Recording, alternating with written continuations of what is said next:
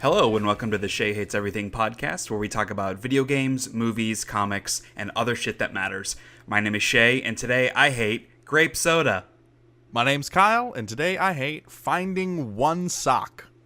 So, we're recording in a little bit of a different fashion today. In the past, we have used... What's the platform? Discord. Kyle? Discord. I was thinking Mumble, but that's a different one. So we've been using Discord, which I had never used before. And Kyle, people use it online to play games. I don't know. I don't play online games. I'm an old man. But we get really bad connection issues to where I have to go back and re-edit things because the sync loses its sync and it's just really tedious. And so we're trying out Google Hangouts, and because of that, we're on video now, so we can see each other.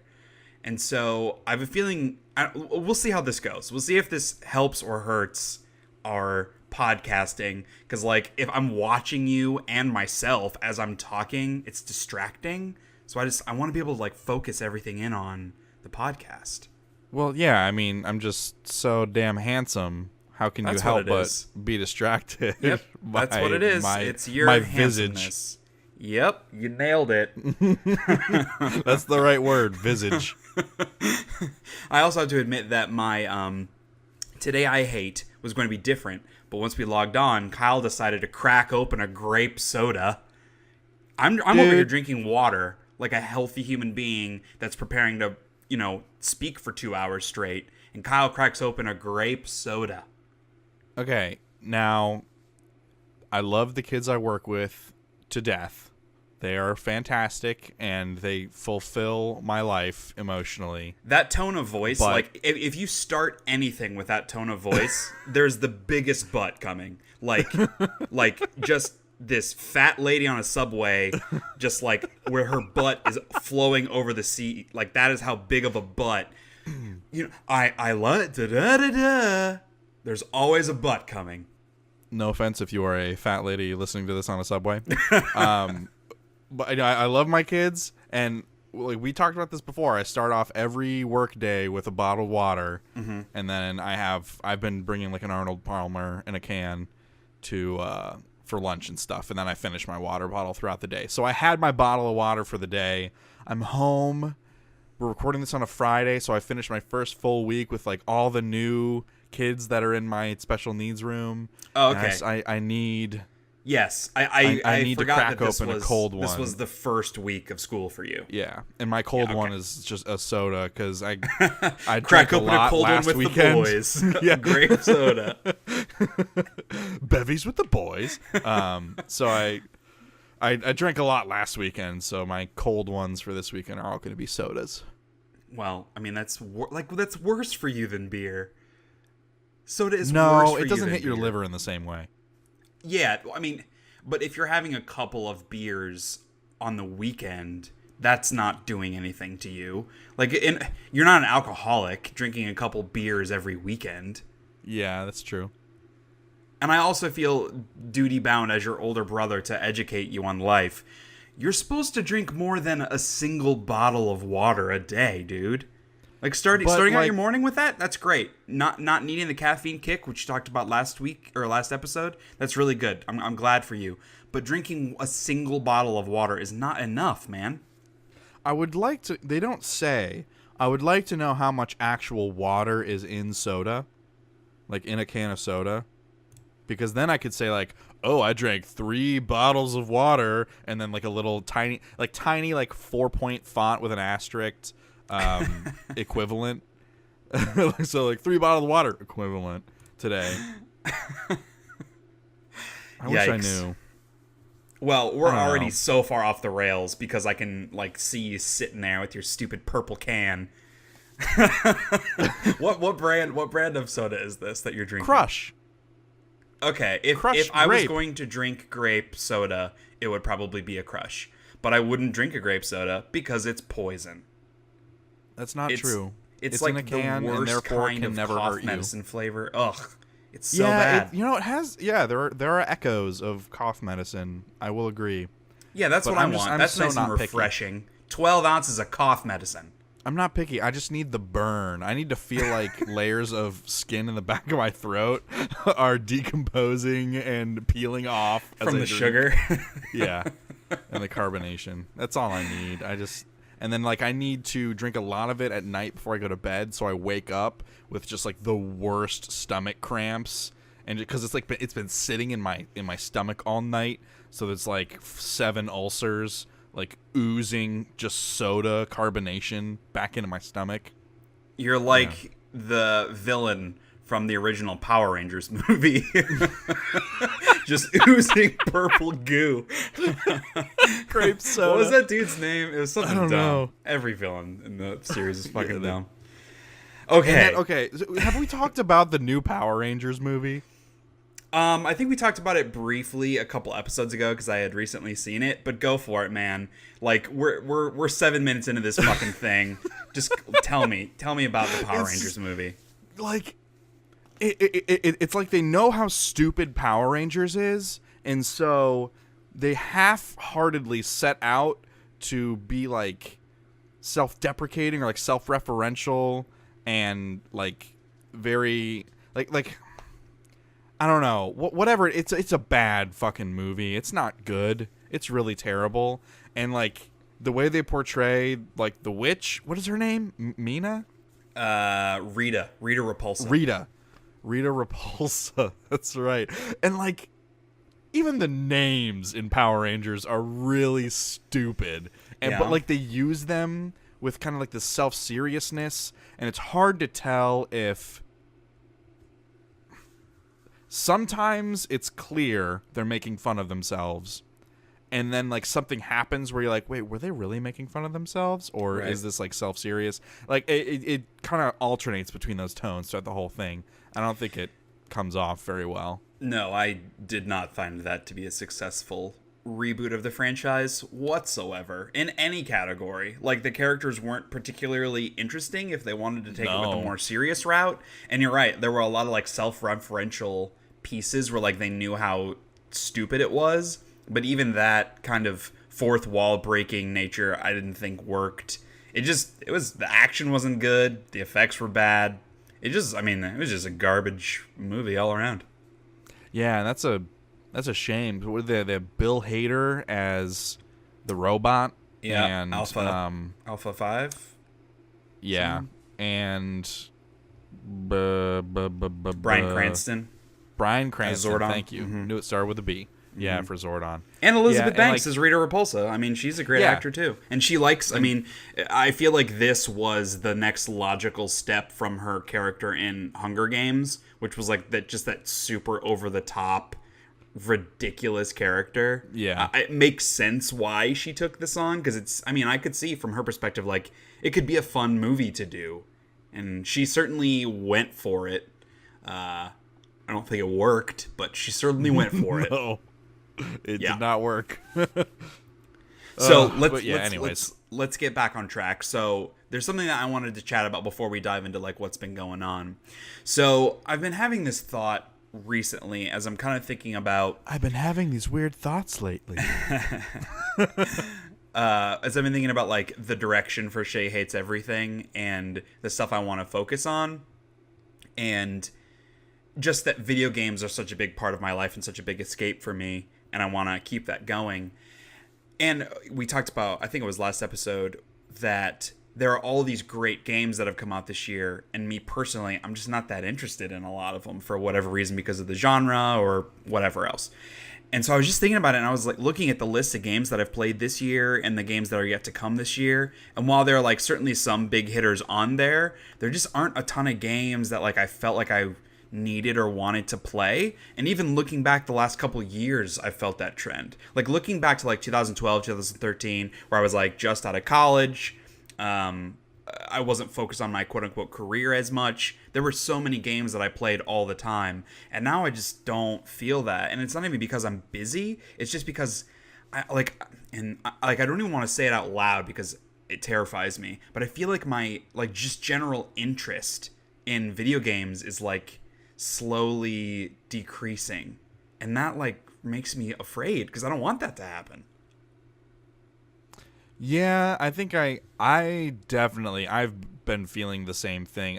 I think it's not a general interest waning. It's that, and I think this is natural. It's games aren't different enough anymore. Like they're all setting out to most of them are setting out to accomplish a lot of the same checkboxes, like open world, RPG elements, character driven action game, blah blah blah. Right. Like they all set out to accomplish effectively the same thing, and it doesn't really matter how interesting the story is if you're playing basically the same game over and over again. Like that, I mean, that just gets so old. And yeah, I mean, it's not like I think that's natural. I think that's a part of life. You know, we try to move on to new experiences and eventually find a way to when things become palatable again, return to things that we were interested in before or we used to be. So it's like we're not getting a break, you know? Like they just keep pumping out the same thing over and over and over again. Even movie-wise, like especially superhero movies, it's the same shit over and over and over again. Sure. But I feel like it hasn't been that way so much for me with like movies and TV shows. Like I'm still, even more so than I used to be, really wanting to watch a bunch of new stuff and like really make an effort to watch all these awesome TV shows that there are out there. But with games, like my instinct is to stick with the things I know I like. Like, you know, Uncharted: The Lost Legacy just came out, and like I was super excited to play that because I knew it would be familiar. Like it felt like safe. Like I knew I would like it. I wasn't taking a chance on it. Versus a lot of other games where like a Nier Automata. Like I played the demo for that. It was cool. It had a lot of, you know, cool ideas. And I heard that it was good. But it's just one of those games like I'm probably never going to play it just because I don't want to invest the time. And like hearing that it takes multiple playthroughs to get the story, I'm just like, ugh, no. I just don't want to. And the old Shea would not be that way, and that just bums me out because like I don't know, it's a hard thing because I don't want to play things I don't like just for the sake of having played them, but I also don't want to like totally stay in my little safety bubble. Yeah, I understand what you're saying. Well, and also, you know, your free time is at more of a premium nowadays than it was before too, and so is mine.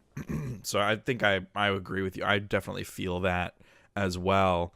And I'm just in a situation where I keep, like, my backlog is just increasing. Like, I keep purchasing these games and then not playing them. Or I do return to the same old thing and keep playing that. Like, I just put more mods in Fallout 4 and started playing that again, you know? Like, I'm still doing that after all this time. And, so, you know, so I fall into kind of the same traps, too. My biggest thing is open world, like your character action open world game. I'm done with them for now.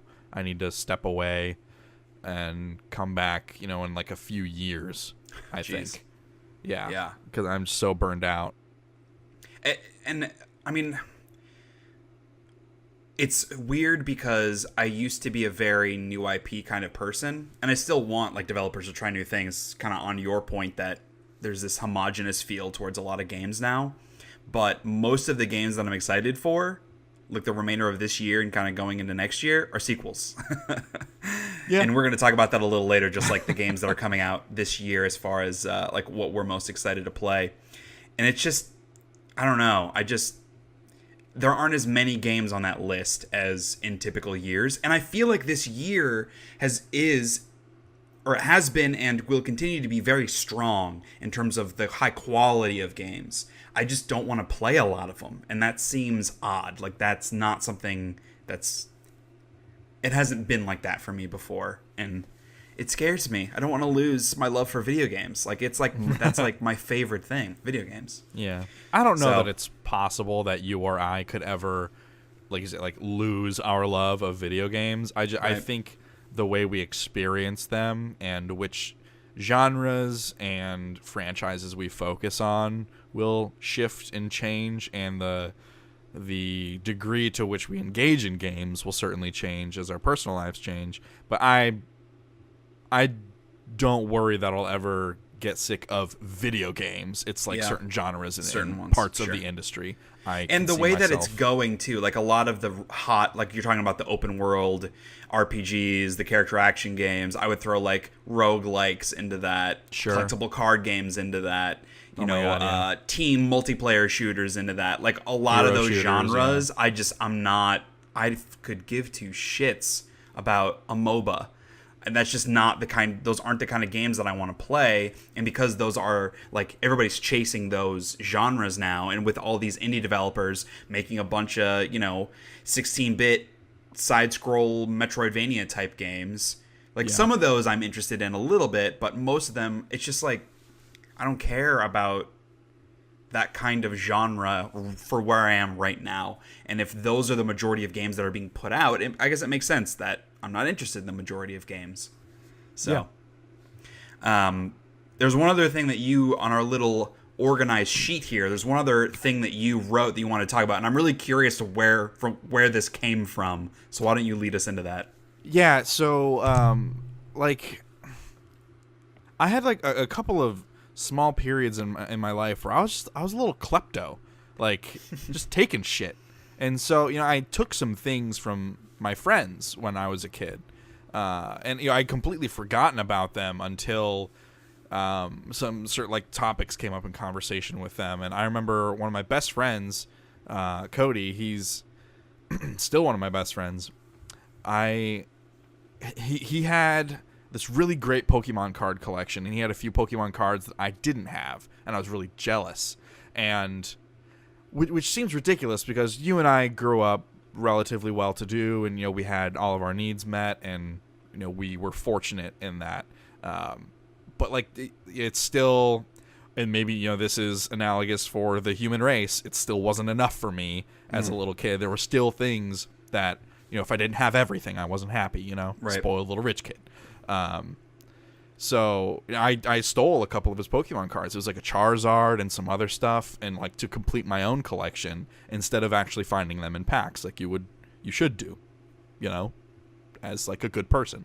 So, well, I guess buying packs of cards, good person. I don't know that, whatever. And I felt so bad, and I remember in high school, I think, because this was 4th grade I did this in, and then in high school I remember it the memory came flooding back to me, and I felt so guilty about it that one year, I don't remember what grade I was in, but I just gave him all of my Pokemon cards, every single one of them. I was like, dude, I stole Pokemon cards from you when we were friends, and I remember you talking to me about thinking it was the kid from down the street, and then you talked to him about it and confronted him, and he was denying it, and that ruined your friendship with that kid from down the street. I mean, the kid was a little shithead anyways, but that was the straw that broke the camel's back for them, and so they didn't really hang out anymore after that, And I was like, that came flooding back to me semi recently, and I feel awful about it. I suddenly somehow gained some form of perspective on it, probably through theater, and so I gave him all of my Pokemon cards in some sort of recompense. Where he's like, dude, I don't really care, but thanks for the Pokemon cards. Sure. But it's just that really ate at me for a couple months, and I was like, I'm just gonna give him all my Pokemon cards. But yeah, so I was interested to hear if, because those are parts that we go through life and we have experiences and we do things and we completely forget about them, until something specific happens and it triggers that synapse refires. And so for me, that was semi-recently, in the past week and a half or so. I was talking to some of my other friends, and they mentioned something along those lines, and that memory came back to me. So I was wondering if you had ever done anything like that. It doesn't necessarily have to be stealing things from your friends, but if you ever did something really shitty, and that's something that you occasionally remember when something comes up. So, and when I saw you wrote this note, I was thinking about it, and honestly, I don't, at least nothing came to mind or has come to mind about that kind of thing. I was never Like, I didn't try to steal stuff. That just was never, like, my rebellious streak. Okay, well, I guess you're just perfect then, Shay. No, I'm not saying that. Like, everybody has a rebellious streak in, like, different ways and different kinds of things. And that was never something that I never tried to, like, steal stuff. But, you know, thinking of those memories that make you feel bad looking back on them, I have a very vivid one from high school. It was my AP physics class. And our teacher, Mr. Carpenter, who was a brilliant man, very Dumbledore-esque. Yes. Just a very kind older guy, incredibly smart, great teacher. I mean, AP Physics was a fucking hard class. I didn't even bother to take the AP test because I knew I wasn't going to do well on it. And so we would get, like, our weekly homework assignments. And I don't remember the exact details, but it was like every week we got, like, a quiz that we took on Fridays. And it was like 10 questions were 10 points. And then he'd grade it, give it back to us on Monday. And then we could correct our answers and turn it back in on Wednesday for like half credit that we had missed. So like if you got a 6, you could fix your 4 problems you got wrong and you'd get an 8. And for a while, I like wouldn't do the quiz because it was like a take-home thing. And I wouldn't do it, and so I wouldn't turn it in. And so I'd have a 0.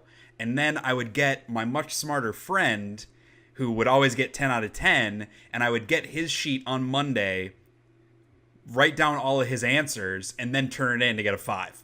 Because like I did fine on the other homework and the labs and the tests and stuff I did okay. But it was something about these quizzes, like I didn't want to fucking do them. And I just didn't do them because I knew I could at least get partial credit afterwards.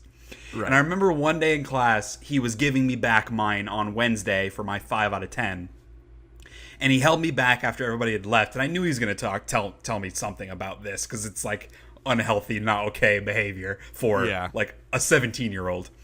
And he was like, Shay, I just want to say, you know, you're doing well in class and you're a bright kid. I'm just concerned over how you're turning in these quizzes for partial credit and not finishing them on time. And, you know, I the idea behind this was for you to learn what you did incorrectly and then be able to get credit for that additional learning.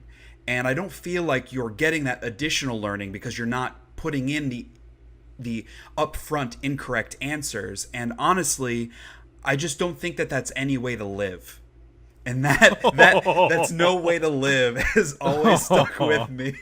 And I just felt so shitty afterwards because like that's no way to live. And like it's true, if you extrapolate that into life in general, this idea of like I'm not going to put forth any effort and get half of what I'm supposed to get, and that's fine with me. Like that is no way to live. That's that's way to live. When you bring that up of memories that occasionally come back and make me feel like shit, that's definitely near the top of the list. But hey, you know, so like I'm sorry, Mr. Carpenter. Yeah, may he rest in peace. Oh no, did he pass away? I didn't know that. Yeah, dude. Like I guess it makes several sense. years ago. Yeah, I graduated like 12 years ago. So yeah, well, I think he passed away. I think like right after you graduated, because I don't think any of my friends ever got to have him. Well, that's depressing as hell, and now I feel even worse. Well, that should make his words more impactful. It's no way to live. You're right. Yes, that is no way to live. So now I would probably still do that though, if I'm being honest with you. AP Physics is really hard. Yeah, that's true. All right, I so took AP Statistics, and moving on into I barely passed that. What we've been doing recently. So brought up Uncharted: The Lost Legacy. So that's like the most recent release, and I know we've both been playing it a bit. So kind of a good place to start. How far are you into it? So there's that first big open world area, and I completed one of the few objectives you have to do there. So I'm not very far. Wait, like immediately following that intro section in India? Yes. Okay, because I like just got to the open area in India. Okay. I haven't really done anything there yet, so it sounds like you're a little farther than I am. Okay. Yeah, I mean, I only played it was like a couple hours. Mm-hmm. So for those, I guess, that don't know, obviously this is the newest game in the Uncharted series. does not star Nathan Drake. And it really started from... It was originally going to be DLC for Uncharted 4, and it kind of just blew up into another full game. It is... I guess it's supposed to be a little shorter than most Uncharted games, but it's, retailing only for $40, so pretty awesome deal. And for me, like, Uncharted 4 was my favorite game from last year, so I was like, yeah, absolutely, I'll play more of that. And this one stars Chloe, who was introduced in Uncharted 2, and Nadine, who was a villain in Uncharted 4, and they're just kind of like working together. It's a similar frenemy kind of relationship that Drake has with a lot of his pals in the games. But I don't know. It's hard for me to say because I only played the intro section, which is fairly tutorial-esque, and now I'm kind of like in the actual quote-unquote real game. And I'm enjoying it so far. It definitely feels like more Uncharted 4, just with different characters. But I'm pretty okay with that, I think.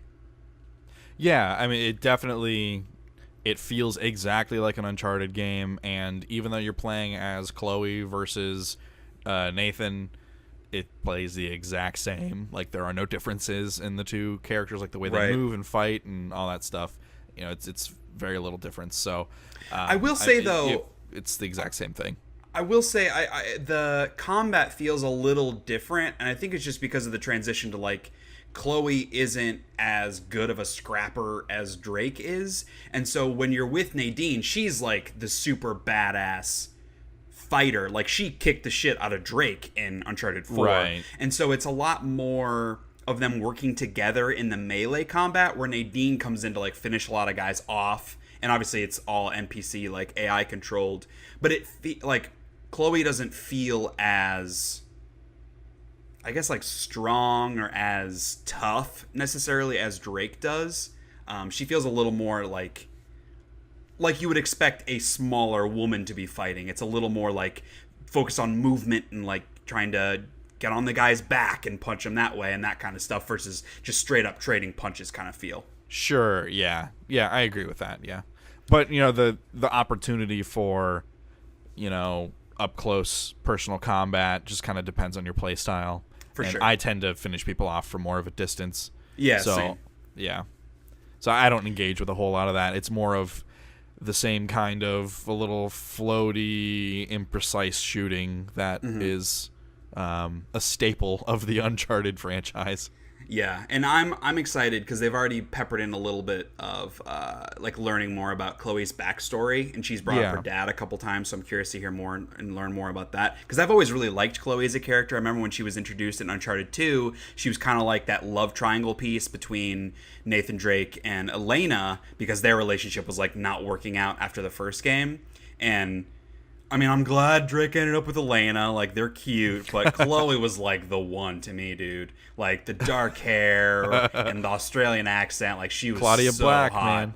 She was so hot in Uncharted 2. So, yeah, I'm excited to, like, learn more about her as a character, because she was always just kind of, like, the sarcastic female badass in Uncharted 2 and 3. So, it's cool that she's now taking center stage. And honestly, like, I'm excited to learn more about Nadine. I thought that she was an interesting, pretty underutilized piece of Uncharted 4. So I'm excited to see more of their relationship bud and kind of get that, like, we're working together, but we also don't really like each other. We might turn on each other at any point. That thing, like, that relationship has always been a cornerstone of Uncharted games and the stories. So I'm sure some sort of backstabbing will happen at some point. For sure. Additionally, I started playing Tacoma, which is the new release from Fulbright, makers of Gone Home. This is only on Xbox and PC, so it's not available on PS4, at least not right now, which really bummed me out because I don't want to play games on PC, and I obviously don't have an Xbox One. And I only played maybe 20 minutes. Kelly, because she watched me play through Gone Home, and then like a year or so later, she actually played through it herself, and I watched her and sat with her, and we did that. So she was like really invested and wanted to check out Tacoma too. So we played probably 20 minutes together. I just fucking hate my computer, man. It just can't run games for shit. I don't know anything about computers. We got this one, and the dude at Micro Center was like, oh yeah, you can run like basic games, which I would consider a walking simulator like Tacoma. on medium settings to be a basic game, and I'm getting like 12 frames. I hate using mouse and keyboard. I want to use a controller. It's just it playing games on a computer is not how I want to play games, and it makes me sad because like I don't even want to play Tacoma now after that experience. Like I'm like, ugh, that wasn't fun. Having to move around and talk to people, like I don't want to play this anymore. But I do really want to play it. I just don't want to play it. Right. So the weird thing about PC is that it's not always up to your rig. It's also like how the game is optimized. Like PlayerUnknown's Battlegrounds is a poorly optimized game. Or at least it was when it first came out. I think they patched a lot of that stuff. But, like, people with really, really nice rigs sometimes were still getting really bad frame drops and stuff just because the game itself in the engine they had built was poorly optimized. Now, I don't know that Tacoma necessarily has those same issues. So I wouldn't think so. I mean, Gone Home runs fine on my computer. Okay. Yeah, I don't know, man. Like, that stuff, it can go, so weird so fast. All I can say is make sure your graphics drivers are updated, which they probably are. And that's kind of all I can say. But as far as like the mouse and keyboard, if it came out for Xbox, the PC version probably has Gamepad support. Yes, I'm sure it does, and I downloaded software a long time ago so I could use my PS4 controller with my PC. Yeah. I don't even remember what game it was that I wanted to do that, but I know I have it somewhere, and I used it, and it worked okay, so I'm sure I can do it for this. It's just like, I just don't want to go through that rigmarole. Sure. Just let me play it on my PS4. That. Just kill exclusives. They shouldn't exist. Third-party exclusives. It's annoying. Yeah. It's not like Fulbright needed Microsoft to co-publish the game. They made so much fucking money on Gone Home. Come on. It's true. It's annoying. So I know you've been playing around with some VR stuff. So tell me about that. Oh, yeah, baby. So I finally was able to hop into the reality of virtual reality. Okay. I'll just say that. I have that Jamiroquai song going on in my head. Virtual insanity. Also, Warriors of Virtue. Maybe the best film ever made. Hell yes. I actually watched that movie a couple of years ago.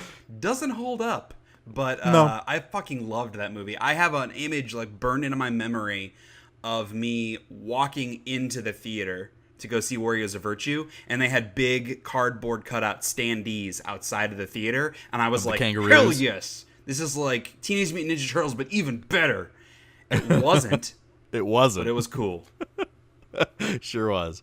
So yeah, I played my debut virtual reality experience with my own headset, and I had played the game before, but it was Superhot VR.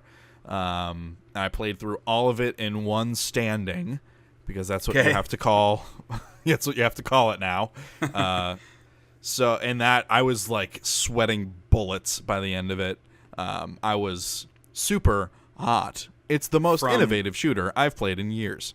From like moving around, or because it was intense, or what? Well, and it's intense. Like there's a lot of like stooping and kneeling and getting up and rolling around. So you weren't just literally standing there; you're actually physically moving. Oh yeah, totally. Because it has room scale, so you're moving around the space and like trying to grab objects and throwing stuff and like and dodging bullets and like bending over, doing like the limbo, trying not to get hit with a shotgun blast. It's really, really awesome. So I played that whole thing in one session. And then I got and played about 5 or 10 minutes of To the Top. And so with Superhot VR, it's room scale. So it kind of teleports you to an area, and that's where you stand. And then you grab a thing, and it teleports you to a new area. That's where you stand and do your thing.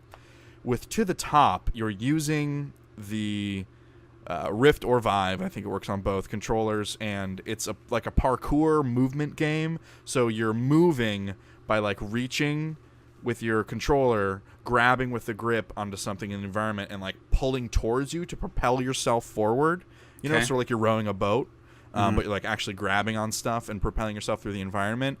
And that made me sick within about 4 or 5 minutes. Wow. Like to the point where I could not play it and I had to like request a refund. Wow. Because it was that bad for me. And for some people, that's not an issue. There are some people that can just play those kinds of games, and it's not a problem. But it's moving without your body feeling the G-forces and your body feeling the movement, that disconnect is very nauseating for a lot of people, myself unfortunately included. I figured that out, so that sucks. But I used the refund money to buy Arizona Sunshine, and that's like zombie game. I wasn't expecting a whole lot because what I'd seen of the gameplay, because I know the Giant Bomb guys played it on one of their VR Rodeo streams, and they did not have nice things to say about it, like about how unpolished and weird it seemed, like there was no music and da-da-da. But like playing it yourself, not in the environment they're playing it in, where they're trying to talk to people and trying to like present this game, just playing it yourself, like in the headset with the headphones, it was actually really effective because like the lead protagonist who you're playing as, like he always has something quippy to say and like is reacting to stuff going on. Like you're out of bullets, he's like, oh shit, I'm out, and then like a zombie gets up close, he's like, oh fuck, oh fuck, oh fuck, and then like I'm saying it with him, like trying to shoot these zombies up in my face. And it has manual teleportation, so like you move with one of the analog sticks and it shows you like a little arc and where you're gonna land, like where you'll teleport to, and then there's like a very quick black fade out and then a black fade in, so it's not like instant blinking, you know. Can you do that at any time? Yeah, you're always moving. So instead of just moving around, you're just teleporting, and you can do it super fast too. It seems like you could kind of in a zombie combat game. It seems like you could kind of cheese that a little bit by teleporting. Well, you can, but it's set up so that they come at you from a bunch of different angles. So it's not like you can just keep like hop, hop, hop, hop, hop, hop. And when you do that, you also need like a split second to kind of orient yourself, and then line your shots up again. So you can get away from them pretty well, but the way the spawns are set up, it's hard to get to a place where they're going to be pretty far away, so you can kind of, like shake yourself off. So that it keeps the intensity up. And it took me about 3 hours to play through the whole thing. I did it in 3 different sessions, and that's about all I could handle, was about an hour at a time. I probably could have pushed myself to do like an hour and a half, but I didn't want to do that. Yeah, risk. I didn't kind of want to ruin it for myself. Well, it wasn't necessarily, I don't know, maybe like not necessarily getting sick.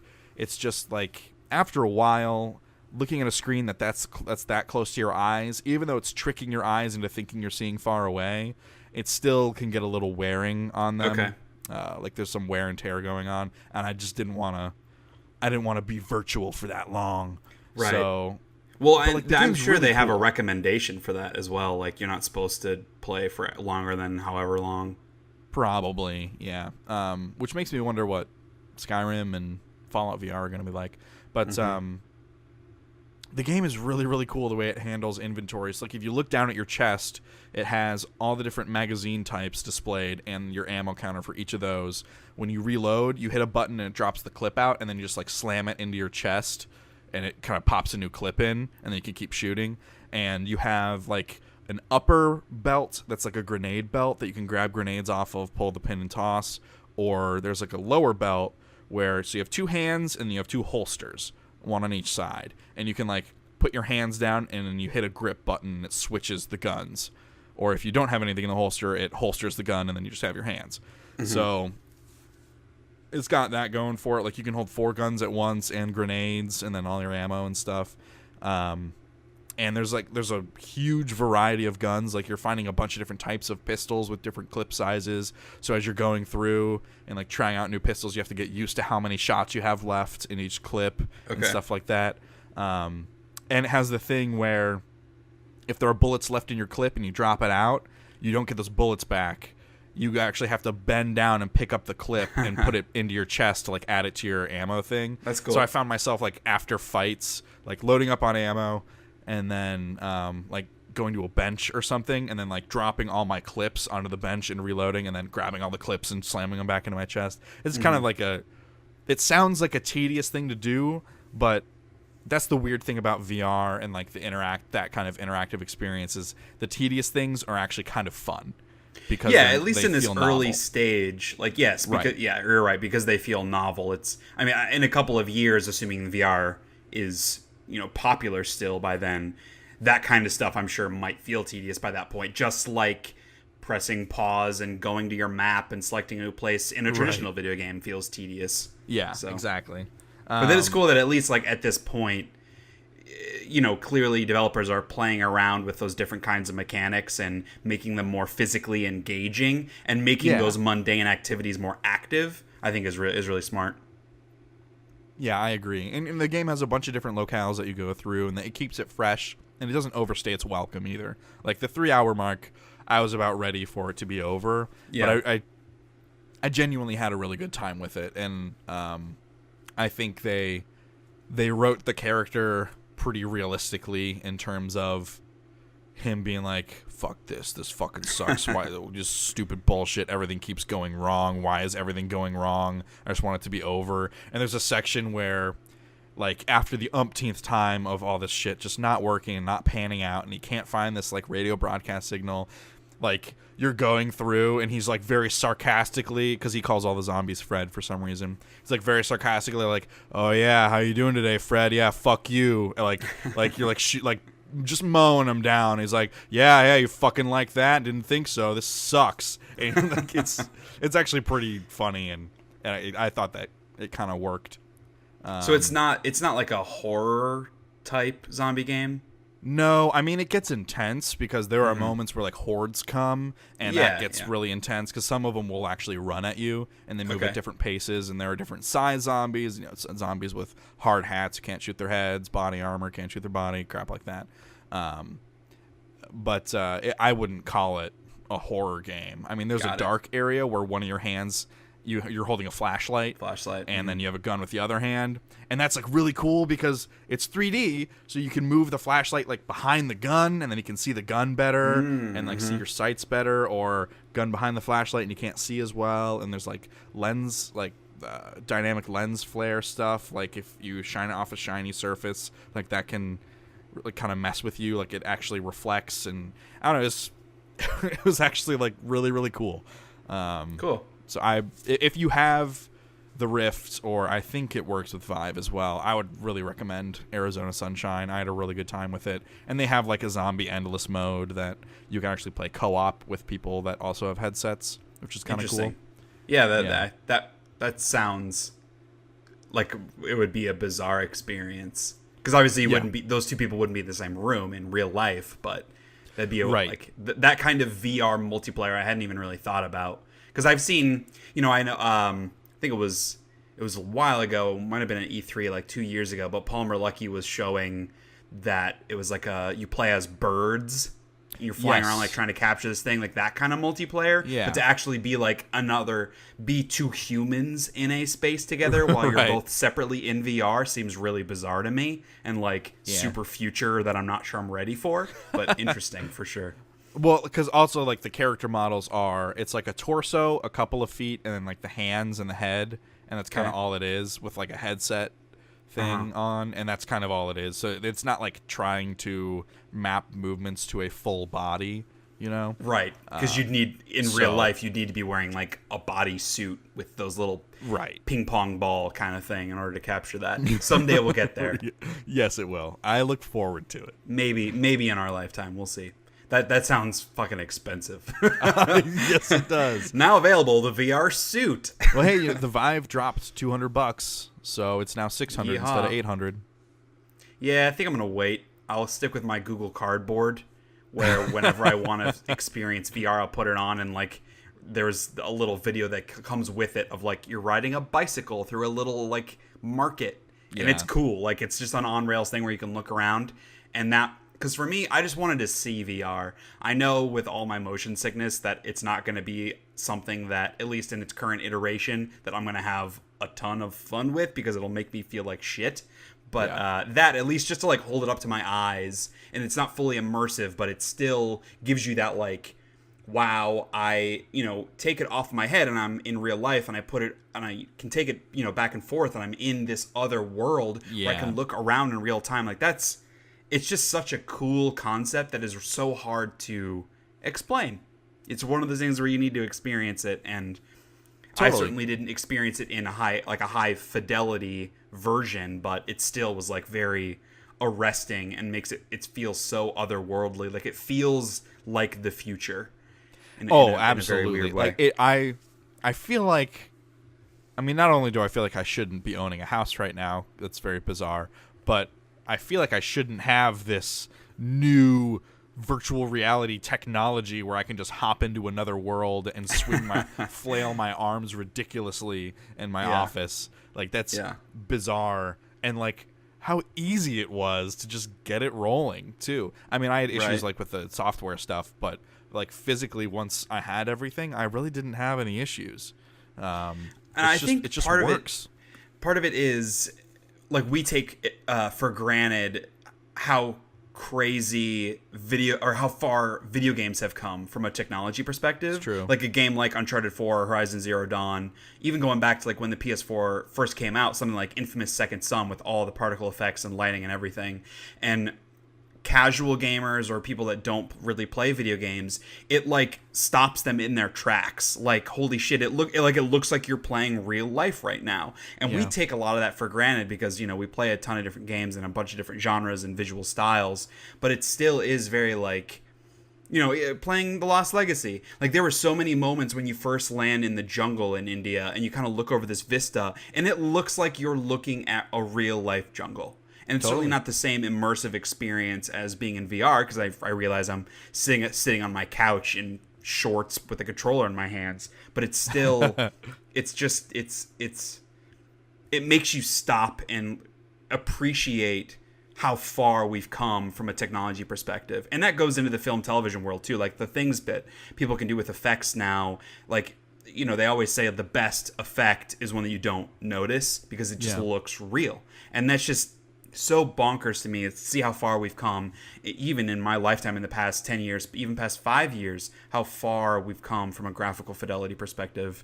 Like, I'm really excited to see once VR becomes a little more ingrained and a little more affordable, and they can really start pushing the technological limits of it, to see where that kind of thing can go.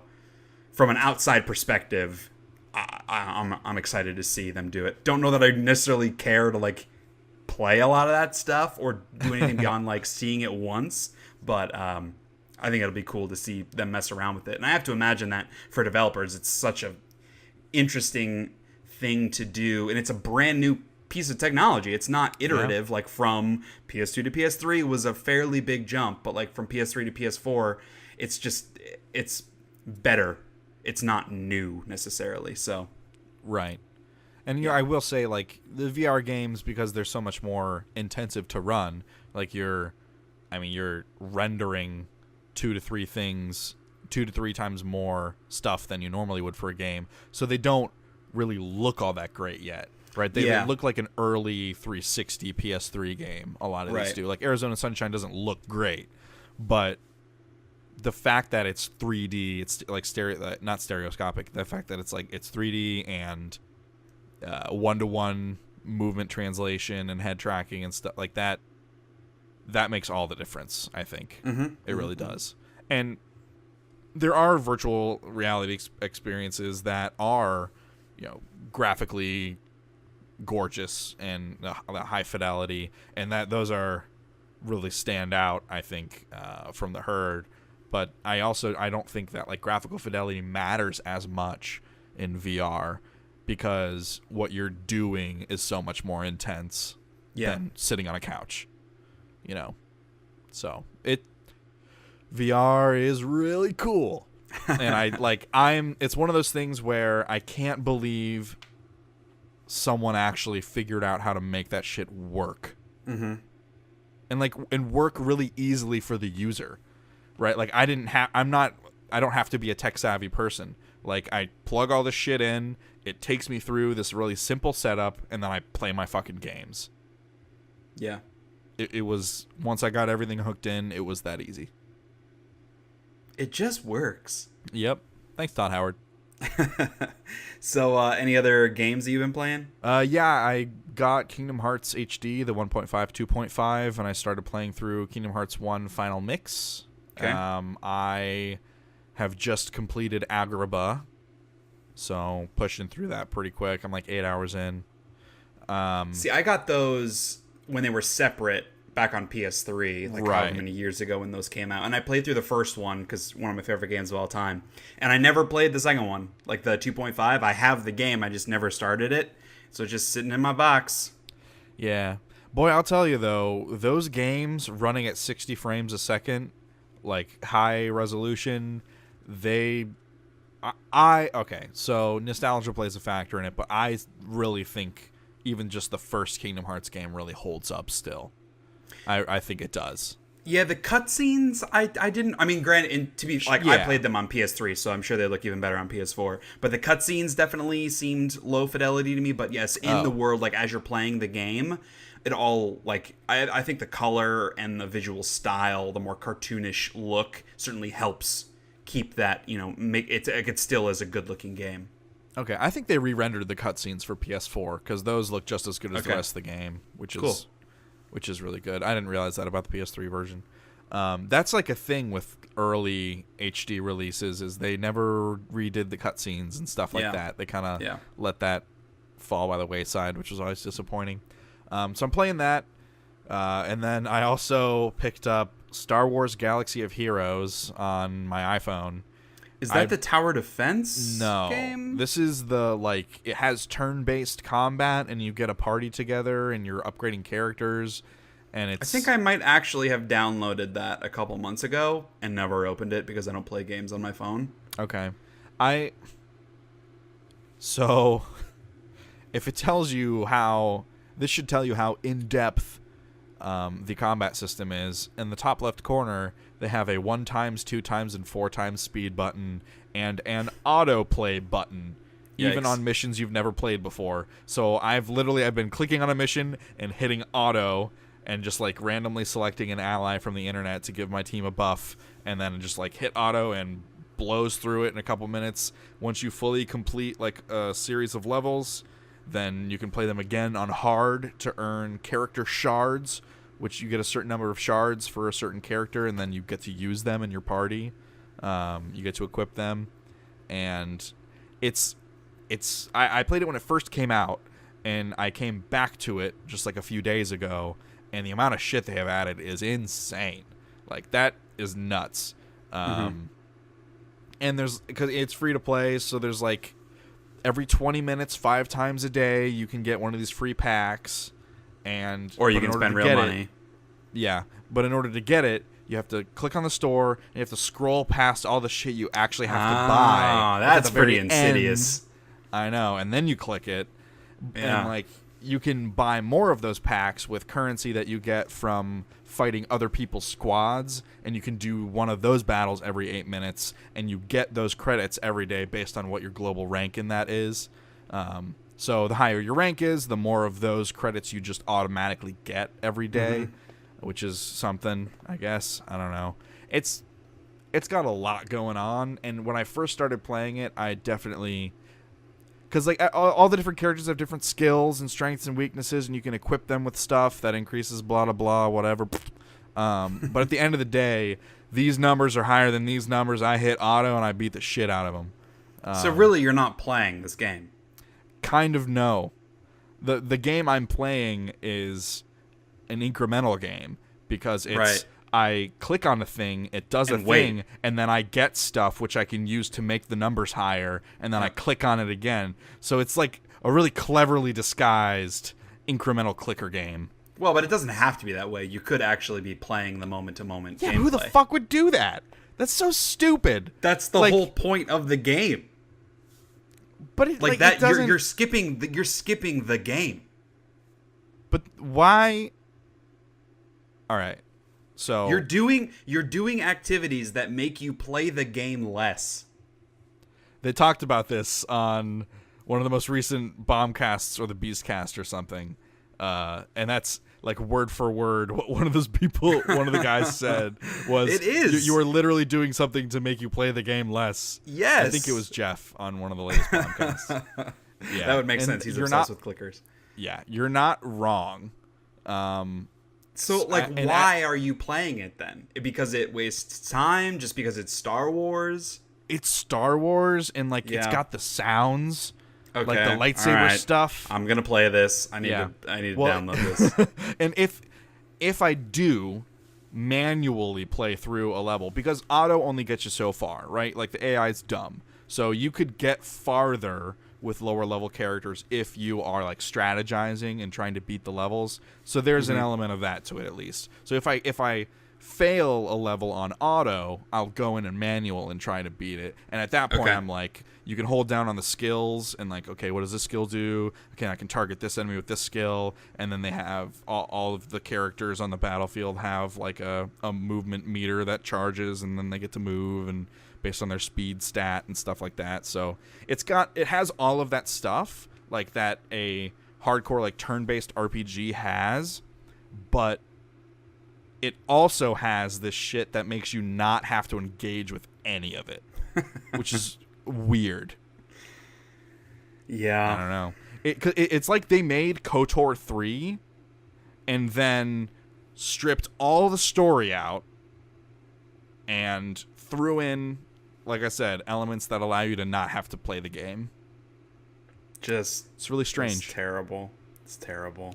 But like it also, like, I was sitting there, and when I say sitting, I mean on the toilet this morning playing it. Nice. And I was like, they should just make KOTOR 3. Because that's fucking what this is. Turn-based Star Wars, all the stats, equipment, it has all that shit already in it. And, you know, I would play KOTOR 3 if it even looked like this game, because the game looks fine. I don't know. Whatever. You know, I'm going to go on a limb and say that there's probably a slightly larger monetary investment to make KOTOR 3 than to make a fucking iPhone app. A smaller monetary return. Yeah. If you were to make KOTOR 3. Much bigger risk, absolutely. Pump shit into this thing. Than a free-to-play game. Yeah. Yeah. That's interesting, though, like how in order to get the free packs, you have to log on and scroll past the paid packs. I haven't heard of that before. That's like totally. That's pretty dirty.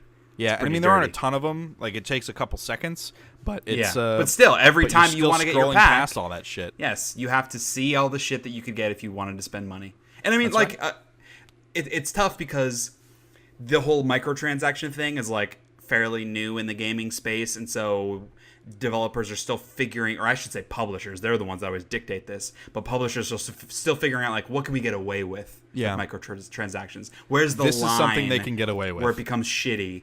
And, like, it's tough because microtransactions suck, but in a game that's, like, it's free. You could play this game for free. I have not sunk a cent into it. Yes. So, yeah, I'll scroll past their little shit because I understand. I have not spent money. That is how they keep the game going. People spend money on it. So I totally understand.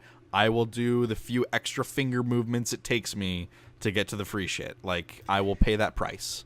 And there are a lot of like free-to-play games that, or I should say, there are a lot of people that would rather, like, this game versus being free, like, charge me $5 for it and then don't make me ever have to buy anything. Yeah. Like, I get that attitude as well. It's just one of the, like, I'm sure there are a lot more people that play that game for free, but the people that do spend money, there are a lot of people that spend a fuck ton of money. Like, there are all those stories about whales. Clash of Clans and all those other, like, where people are sinking literally 10 grand into that game. Yeah. And it's just insane. So there's a lot of money to be made in the free-to-play game space, which is why you're seeing shit tons of free-to-play games and lots of console or PC developers moving to the mobile space because there's just so much more money there. Right. Which is sad. Because I don't want to play mobile games. I think that's a good and a healthy thing, because that means the people who are in it for the money are getting out of, they're moving out of that console space. So we're left with the people who are passionate about creating the experiences they want to create. Maybe. But there's also the bottom line where, like, people have bills and you need to be able to make money with what you do if that's going to be your job. And a lot of the publishers and, like, investors that are now investing in mobile games, that's causing traditional game developers to not have access to as much money to make the things that they want to make. So, sure. I see what you're saying. I see your point. I'm just, I'm not. I think they're that's a good counterpoint. Definitely two sides to that. So what else? I mean, beyond video games, I know Defenders just came out. We're both watching that. Where I are finished you? it, man. Okay, so I have 2 episodes left, so we can't dive into it. Next episode we'll be able to we'll talk spoilers for Defenders. I'm sure we'll both have more thoughts on Uncharted Lost Legacy. We'll also be able to talk about initial impressions on Destiny 2. So there's a lot of big things for us to talk about next time. But Yeah. like high level, without going into plot details or anything, how do you feel about Defenders? I loved Defenders. And you've liked all the other Marvel series, correct? Yeah, Luke Cage didn't do a whole lot for me, but when I was watching it, I think I've said this before, when I was watching it, I could appreciate that, like, and you know, I'm white dude talking about this, but I feel like it would be trying to figure out a good way to say this without sounding like an idiot. Yeah. Just like, it seems like a good black community show. Like it's intended for. Yes, it is an aimed African-American towards audience? the African American audience. Yes. Okay, I see. I didn't feel that way. Really, I just thought like Yeah. a lot of the humor and the tone that was very evocative of African American television and culture, in a way that didn't feel familiar to me. And Sure. I didn't feel like it was made for me, which is fine. I'm 100% in support of that. I felt like it was for that demographic, which I think is pretty cool that there Absolutely. that there is. Yeah, that. and way back when I did a review of the first season, like that was one of my big takeaways. Like, I didn't particularly like the show. Like, it was fine. It wasn't bad, but I wasn't super into it. I thought it was a little slow. I didn't think the main actor was all that compelling. Right. And like I thought the best performance, the most interesting character in that first season was, I'm going to mispronounce his name, Mahershala Ali, who recently I think he won or was nominated for Best Actor for Moonlight, the movie last year. But anyway, he played a character. I don't remember the character's name. It was the initial bad guy that dies in like the 4th episode.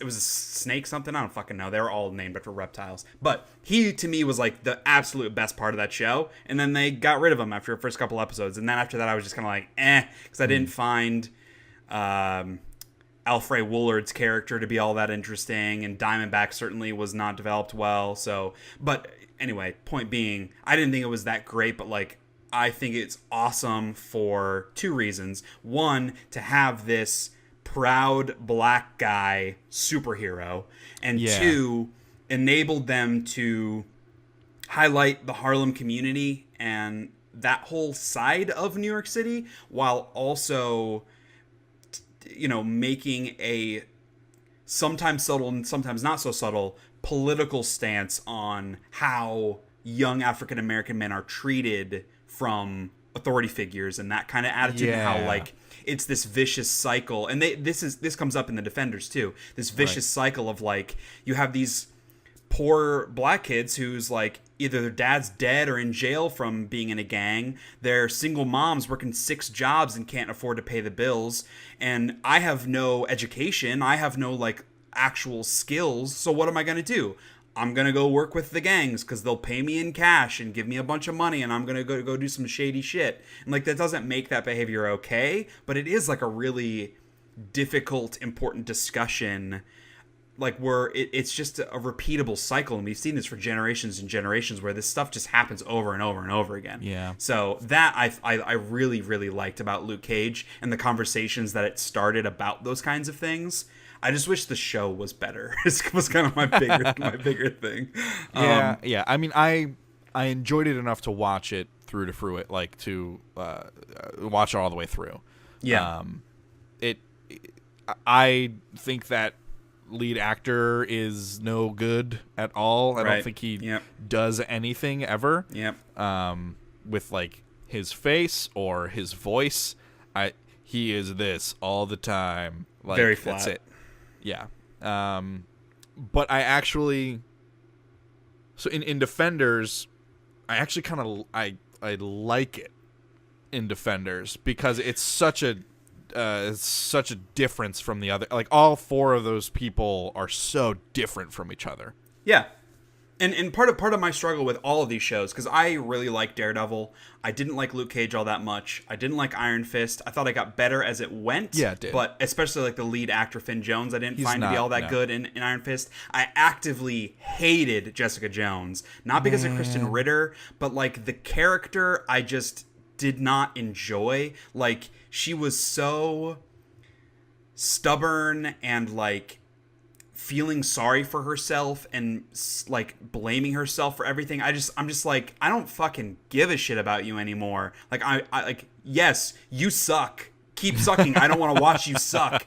And besides that, like the story of that season was, we capture Kilgrave, he escapes. We capture Kilgrave, oh, we're going to kill him. Oh, I don't decide to kill him, he escapes. Like, that was literally the entire season, just over and over and over again. David Tennant was fantastic as Kilgrave, aka Purple Man, whatever. But that season I actively thought was awful. But in Defenders, because it's all 4 of them, and a single one of them isn't carrying everything, because they all get, like, I would say, at least where I am through the first 6 episodes, it's primarily Daredevil and Iron Fist's story, but I think all of them get fairly even story time and screen time. And so I think that definitely helps like spread the load, where it isn't like we're saying like the dude that plays Luke Cage is pretty flat. The guy that played Finn Jones is pretty flat. The whole show isn't hinging on their performance and their story. In general, I'm finding it to be a little slow, and just the whole setup of, because I mean everybody knows like the Hand are the villains, but they introduce like new pieces of that throughout, and I just feel like a lot of that's really underdeveloped. Like, why the Hand is doing what they're doing is never really explained, and I'm sure it will come to fruition by the end, but it's like they're holding too many of their cards, and I'm kind of losing interest. I'm gonna keep watching it, but I'm just not, I don't know, I'm not super into it at this point. I'm more excited for the next season of Daredevil and for the Punisher show. Like, I'm much more looking forward to those than I am enjoying Defenders personally. But sure. maybe it all comes together at the end. We'll see. Yeah, I think it ends pretty strong, I think. Okay, cool. In my opinion. My humble opinion. Beyond that, because I'm still trying to marathon through a bunch of HBO shows. So I finished season 4 of Silicon Valley.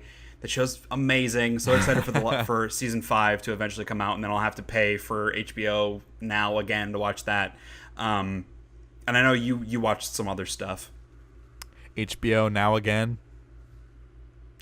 Well, it's called HBO Now. I know, but I like the idea of a new service called HBO Now again. Or what would that be?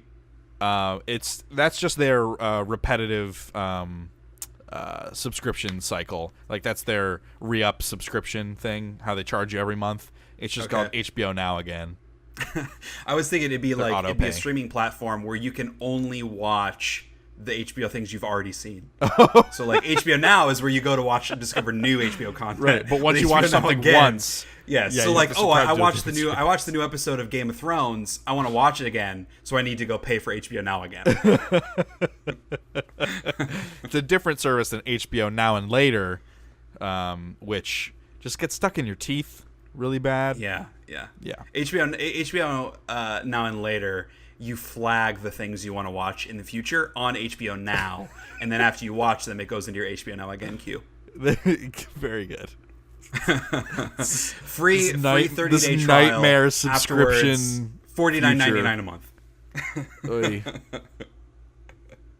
And then you have to scroll past all the packs you can buy, and then click on the free one. So what's the HBO Now? Yes, the free trial. In order to do that, you have to scroll past all the other HBO subscription services. It's been a long time since I watched Supernatural, so because I watched seasons 1 through 10, I like marathon them in a summer, and now I just re-added it to my Netflix queue, and they have seasons 11 and 12. So I started 11, and I'm about halfway through that, and I'm working my way through 12. And I think 13 is airing now, or is about to air. Yeah, I was going to ask the final if season, I think. Oh, okay, it is the final season. Yeah, because I know that show has been like huge. That fan base is great. Huge for that show. It really is, and like, I'm always excited when I meet someone else who likes Supernatural, because I know it's a big fan base, but I feel like it's never discussed openly. Like, except for on social media. You should log on to Tumblr. Yeah, on social media it is. But, like, in the real world, like, people talk about Game of Thrones, and people talk about Orange is the New Black, and it's not like it's not a touchstone zeitgeist type of show. Yeah. Right. And, like, you know, people, they don't wear it like Doctor Who and Star Wars and stuff. And so it's like, it's not one of those. And so you kind of have to ask someone if they watch Supernatural. You'll never be able to tell. Unless they're driving. No one's getting Supernatural tattoos. Yeah, exactly. Well, maybe so. I'm sure someone is, but they're hiding it. Check Tumblr. Yeah. Check Tumblr. But yeah, I really like that show. So I think if I were to marathon seasons 1 through 12, I would be pretty fucking sick of it by now. But since I waited a couple of years and coming back to it, I had this moment in the first episode of season 11. I'm like, oh, this is why I love the show. I forgot why I loved the show. This is why. And like, they just do, like, the overarching narrative is like, they always find a way to raise the stakes somehow. And I don't know how they keep doing it, but they keep doing it. And it's like, it seems ridiculous that they can still come up with more intense things and like bigger power and like crazier thing. It's ridiculous. Like, they somehow make the threat bigger every time, which is nuts. And then is this because I don't know that much about Supernatural. I know the basic concept mostly from the name, but is it an episodic show or is it serialized? Okay, it's episodic. Well, okay, so like Freak of the Week type of thing. There's both. There are serialized episodes within the season. Like, there's a season narrative, but there are also episodic things where there are like offshoot episodes that happen, and like at the very beginning and the very end of the episode, they kind of like have a little bit between the two brothers about what's going on in the main story. So are they like facing different villains every episode? In the episodic episodes, yes. So like, they're monster hunters. Like, they're two brothers that like they hunt down like vampires, werewolves, and like all manner of fantastic folklore creatures and stuff. And Hobbits. They have like kind of what? Hobbits? No. Ewoks? No hobbits yet, I don't think. And like, they're also very like pop culture referential too, which I appreciate. Like, sometimes they say stuff I'm like, are you allowed to say that? But they're very like pop culture, like. And I feel like they try to stay current with some of their references too. But they also, it's a very like millennial focused show. Yeah, and they have they do the Doctor Who thing of they bring in like different writers for each like different monster story episode, and so some episodes are shot in like a totally different way, or the story is told in a completely different way. But it's always the same characters, like the two brothers, and like they bring in they have a giant, huge host cast of characters now, and they bring in those guys. They tie them in every now and then as like a fun fan nod to people who've been with the series for the whole time. They do a really good job of keeping it alive, and they keep it fresh somehow. And like, you know, they do a good job of making you come to like the characters you hate and come to hate the characters you like, and then they keep bringing it back around, and it has a good narrative loop in that sense, and it's a fun show, and the writing between the brothers is usually pretty good. I wouldn't rate it any higher than pretty good, but like, because a lot of the stuff they say to each other kind of feels repetitive, and like they've had these conversations before, you know. But when it comes to like, especially the episodic episodes, they bring in the new writers. That stuff's always really fresh and interesting, and just the way the narrative expands and encompasses new characters and new locations. They keep it fun. So I always thought it was really interesting with that show, because I was a big Smallville fan, which is another CW show, obviously about Superman. Right. And I don't know the character's names on Supernatural, but the brother with the shorter hair, Dean. He was he was on Smallville as Lana Lang's boyfriend at the high school. And I don't remember the character's name, but they like wrote him off. I don't know if it was his choice or what, but the execs at the CW really, really liked him. And so they're the ones that helped facilitate Supernatural for him to transition from this, like, he was a main cast member of Smallville, but it wasn't a super big part for him to transition over to Supernatural. I thought it was very interesting at the time. And, like, I've never seen an episode of Supernatural. Presumably it's fairly decent with as many people that love it. Yeah. But, yeah. Some of the early stuff is a little campy, I think, going back to it. But well, I mean, if it's in season 13, that means it's been around since, like, the early 2000s. Yeah, and those early episodes are early 2000s sci-fi show episodes. Yeah. Well, okay. Unless there's anything else big, I think we got to move into some news because we got a bunch of stuff. Yeah, that's a good idea. So, right off the bat, two kind of big PSAs to everybody in case you haven't seen or heard. You can now pre-order the Xbox One X. Say that 3 times fast. Microsoft actually came out, I think it was just today, at the time of recording.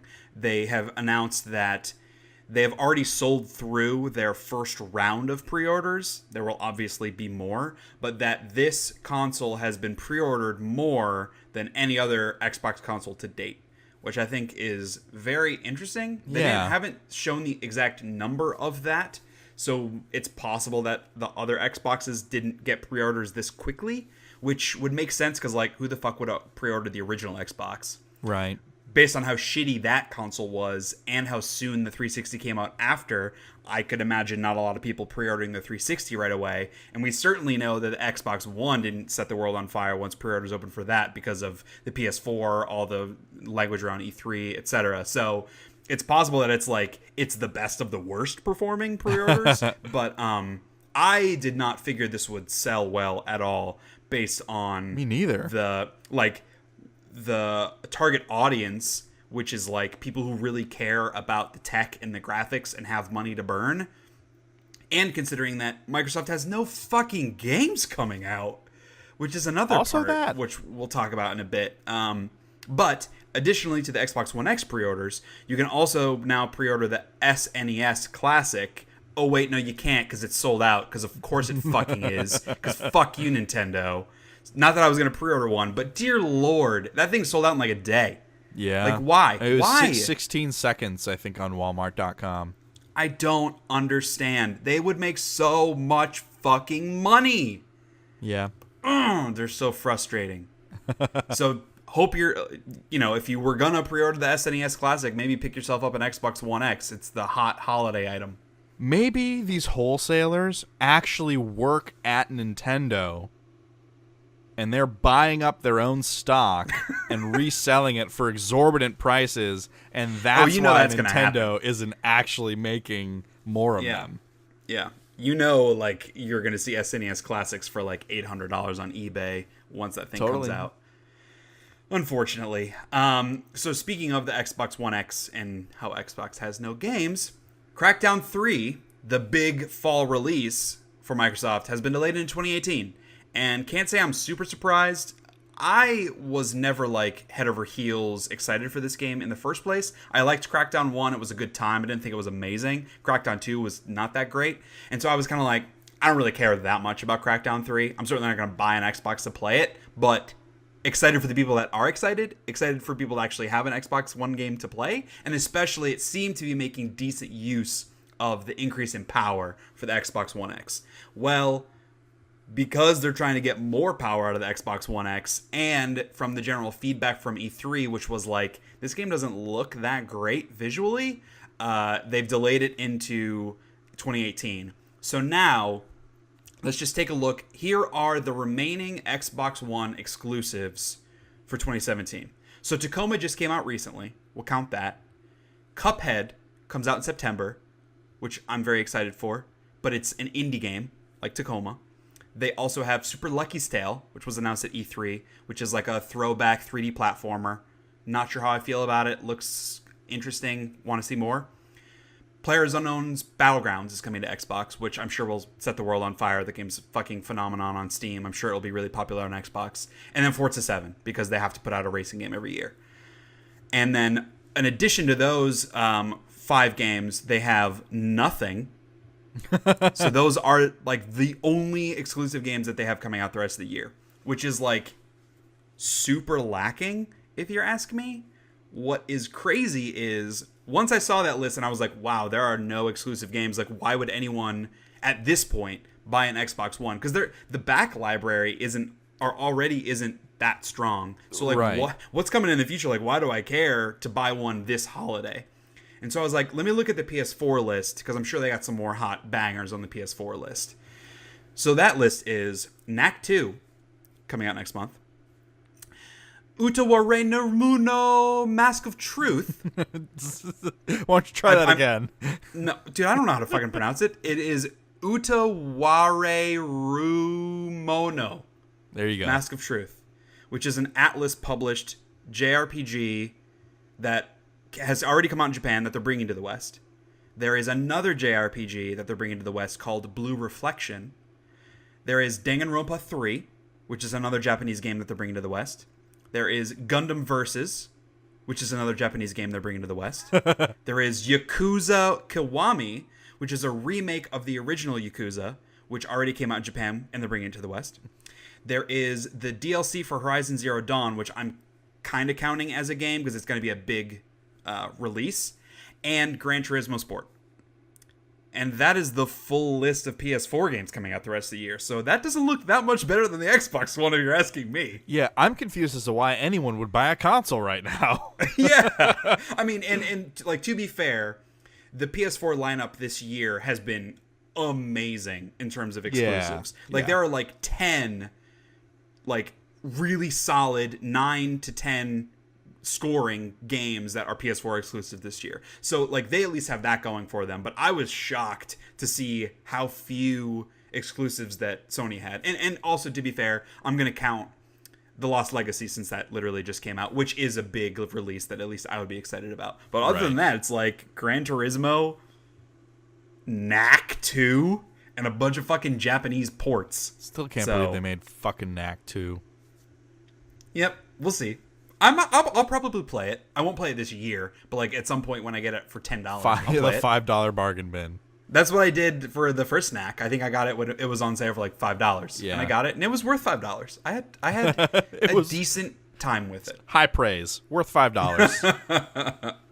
So I just wanted to highlight that because, like, especially being that we're both PS4 owners, it can certainly come across as like we want to shit on Microsoft. And while I don't understand some of their business moves and I find them to be suspect, this piece, at least, like this narrative that, oh, well, Xbox has no games coming out. Yeah, dude, neither does PlayStation. It's true. So, yes, not a great time to be buying a console if you want to buy a console for new games this year. Certainly the back catalogs are there. There are lots of great games that are supposedly coming out in 2018. We'll see how many of them last in 2018. Yeah, we'll see. But at least for the rest of this year, pretty fucking weak lineup on either end. Yeah. Nintendo Switch, but on the other hand, in terms of exclusives. Yes, 100%. In terms of exclusives. I'm like buying one console versus the other. There's not a ton of argument there, one way or the other. But the Switch has Mario Odyssey and Rabbids. Just those two games alone knock either of these Microsoft or Sony lineups out of the water. It's fair. Beyond that, Gamescom has been happening, and so there has been some like new gameplay demos, some announcements, not a ton of stuff, but one of the games that was announced is called Biomutant, which is being made by, they're saying they are quote-unquote former Just Cause devs. So who knows if the whole team worked on Just Cause, or it's like one fucking dude that just made be a one, hat who is now the lead producer. I don't know, like that kind of like X developers from your favorite game are making a new game. Usually doesn't mean dick, but they put out a like announcement trailer, and so the whole game, it's Rocket Raccoon the game. Yeah, he plays a little furry dude who's cute and badass, snarky commentary. And he's like shoots guns and has a sword, and it's a kind of, it seems like it's a mix open world / linear RPG. it's very action focused. And so when they put out the the announcement trailer, I at least was like, this looks really interesting. Like, this looks cool and unique and very fresh. And then at Gamescom, they put out like a really long extended, like 12-minute gameplay demo. And now I'm like, yeah, I'm going to pass until they change some stuff. It looks really rough. It's in alpha, so it's very early. Right. The bigger thing is I just don't know why they chose to show this at all, given the state that it's in. Yeah. Because, like, graphically, it looks really rough. Like, a lot of missing textures and low-quality textures. The combat does not seem final. It seems very repetitive. The enemy AI is basically non-existent. They kind of just stand there and wait for you to kill them. Yeah. Like, there is... Like, the UI especially looks very placeholder. Like, it looks like... Like, it looked to me like a Mac UI. Very, like, minimal and, like, they're using stock fonts and shit. Like, it just looks very, very unpolished. And there's this really annoying narrator throughout the entire thing. Because it was... I don't know if it's super early in the game or what they showed. But it's very tutorial-esque with, like... you get a bunch of quests, and like the quest is perform this move on this guy. The next quest is kill this other guy. And so it's not real quests, it's just like tasks that you're checking off. And every time you do something, really anything, this narrator makes some comment about it, and it just is annoying. I don't know, like the whole thing super turned me off from this game.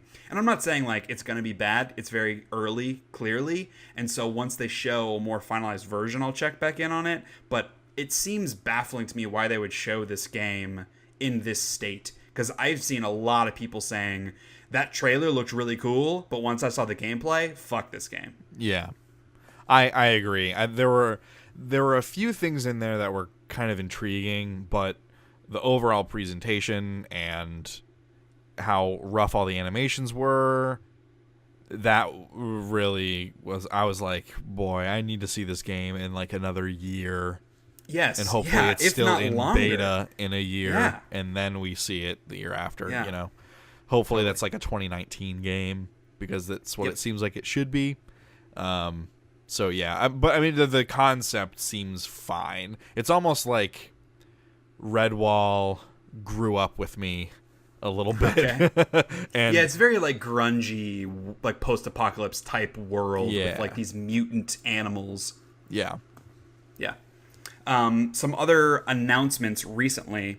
Valve announced a new game, and they did it at, I think it was the International Big Dota Tournament. I didn't fucking pay attention. I heard about it afterwards because I'm not going to watch a Dota tournament. But it was like, oh my god, clickbait. Valve has announced a new game. Turns out that game is called Artifact, and it's a collectible card game based on Dota. So, pass. Like, when I heard about that, I was like, the only way I could be less interested in this game is if it also had, like, a fighting game component. Like, collectible card games and MOBAs, literally the two video game genres I care about the least. I agree. So this is very clearly, like, Valve trying to get in on that Hearthstone money. 100%. Yeah. Can't blame them for doing it. It's just like, really, Valve, you're going to announce a new game, and it's a fucking collectible card game based on your MOBA? Like...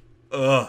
Well, and the way they revealed it was like, we have a new game to show you. And well, yes, and yeah. I don't think the language. I don't think it was like a new IP. I don't think they said it was a new IP, but they said like a new game for them. And yes, this is a new game for them, but it's like it felt like it was going to be a brand new game, not even like a Portal 3 or Left 4 Dead 3, but like a brand new IP kind of game. And it is not that. And so like you can feel everyone. I watched the video. You can like feel everyone like tense up, and then Artifact collectible card game, and the whole place just collectively. It's too bad. I don't think we're ever gonna get a legit game out of them ever again. Unfortunately. Nope. Why would we? All right, by legit game, I mean a game I'm interested in. I realize Dota's a legit game. Whatever. Gearbox has also announced a new game that is currently in closed beta. I got an invite to this. I haven't filled it out. I probably should before they close it up. But it's called Project 1v1. It is a first-person shooter with collectible card game elements, which again, could give two fucks about that shit. But because it's Gearbox, like, I would at least look at it and try it out. Did you get into the beta for this? I submitted like my email to it, so I never got the code thing. Okay. Yeah, I should probably check on that and just see. And obviously it'll be on PC, so I'm going to suck ass at it if it's a first-person shooter. But I don't know. That's not the type of game I want them to be making either, especially after Battleborn did not set the world on fire. You'd think they would just focus 100% on Borderlands 3 because that's like a sure thing hit. Yeah. You'd think, well, maybe they don't need the money right now. Who knows? It's possible. Then there's also The Amazing Eternals, which is a new free-to-play hero shooter from the Warframe developers, Digital Extremes.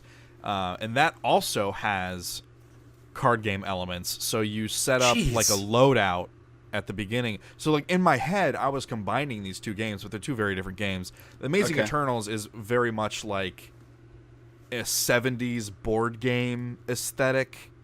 Like the characters are very like early high concept sci-fi stuff and like very adventure-y kind of thing. And that's very much the presentation. You can go to amazingeternals.com and you can like totally see the style of it. Which it's a cool style that I haven't seen anyone else do, which excites me. But it's a hero shooter just like Overwatch. But you set up like loadouts for skills and stuff with card decks before the match. I don't know how that translates to gameplay. I don't know that you do any card related stuff during the matches, but like that's how you do your loadout stuff. Sure. That doesn't sound as collectible card gamey. Yeah. No. There's a closed beta coming up on the 29th of August, which depending on when this goes up may have been yesterday. So if you're hearing about this late, you might still be able to get it. AmazingEternals.com, I guess. Yeah. Which I will do because I had not heard of this until you brought it up. It has a cool presentation. And because I checked out Warframe back because it was free on PS4, and I checked it out and was kind of like, not really for me. But you liked it more, didn't you? Like you played it fairly regularly. And I semi recently went back to it and played it for a while too. Yeah. Here's a game that I actually am excited for after seeing it announced: Jurassic World Evolution. So this is by the team that made Zoo Tycoon, Roller Coaster Tycoon games, and it is exactly what it sounds like. It's, Zoo Tycoon, but in Jurassic World. So you're making your dinosaur park, and shit goes bad, and you're having to build things, and like that just sounds super fun. Like it taking that core gameplay and putting it in Jurassic Park sounds like something I want to do. Yeah, that sounds really rad. I'm into it. Yeah. Yep. And the trailer is fun too because it's like follows the T-Rex escaping and killing dudes, and like you're trying to send a helicopter after him to take it down and that kind of stuff. So it seems fun. Beyond big announcements, there were some other updates that happened. So No Man's Sky had a big update that came out. It added to the base building piece, which came out in a previous big update, and also they kind of added an additional story component to the game, which I'm interested in. Yeah. I still have not even played No Man's Sky at all. I bought it several months after it came out because I got it for sale for $40. I wish now I wouldn't have bought it, but it was like once I heard everybody shit talking it, like I don't know. This is like a whole topic for another thing about No Man's Sky, but I feel like could Sony and Hello Games have been more upfront about what the game was? Yes.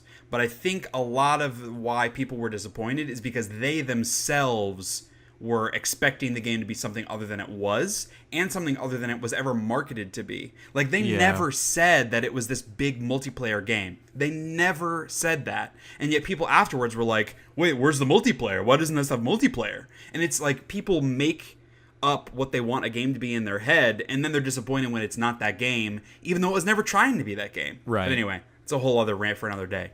But because of what people had said about the repetition, there's just not a lot there, and knowing that Hello Games was going to try to support the game and keep building on it, I was like, I'll wait. And now it kind of feels like a good time for me to jump in now that there's a little bit more of a story piece, and it's like a lot of the bugs have been kind of taken care of and that kind of thing. So I may like pop that in the next couple of months and just see, because I literally haven't touched the game ever. Yeah, I re-downloaded it and put it back onto my backlog list on Steam.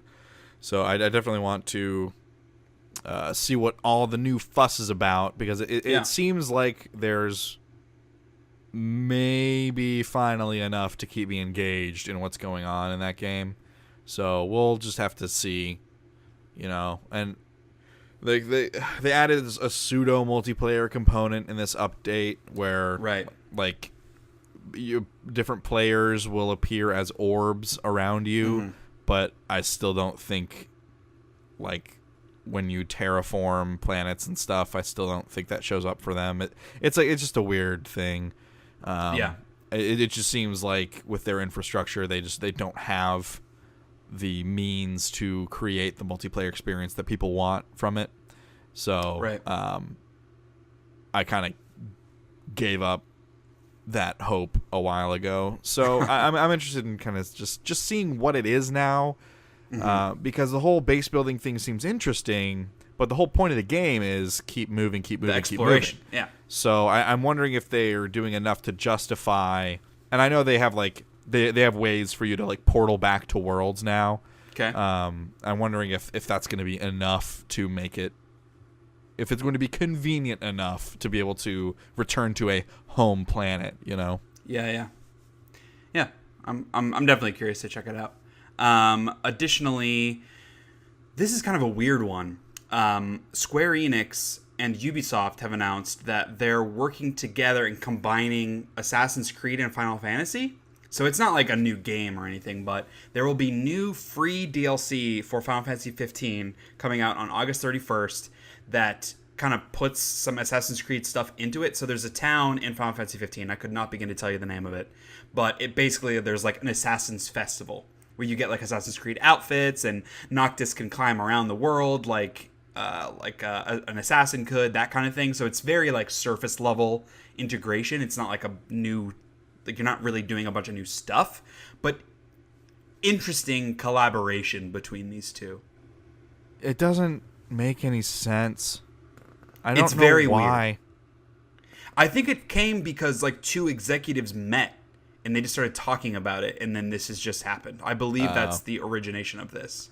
Like, that makes two more execs sense, at those places like talk to each other and we're like, oh, wouldn't it be cool if we did this thing? And then now it's actually happening. That's just fucking, I mean, Final Fantasy 15's a bad game anyways. It is. So it's not like I'm going to play it. It's a bad game. Yeah, unfortunately. It is like, this is not going to make it any better. Well, no, and it's very like, it's like the Destiny events that they would do around like Halloween. Like, it's not really adding anything meaningful, but it's free. Like, for people that are still playing the game and enjoying it, it's just, like, it's there's so nothing strange. wrong. It feels like an MMO event. Like, it feels like a timed MMO event, but they're putting it in an open world single player RPG. Yeah. Very bizarre. That is weird. I hadn't thought about it from that angle, because obviously in Destiny it makes more sense because it's MMO adjacent, where you're actually interacting with other real people in that universe. Yeah, that is weird. It's strange.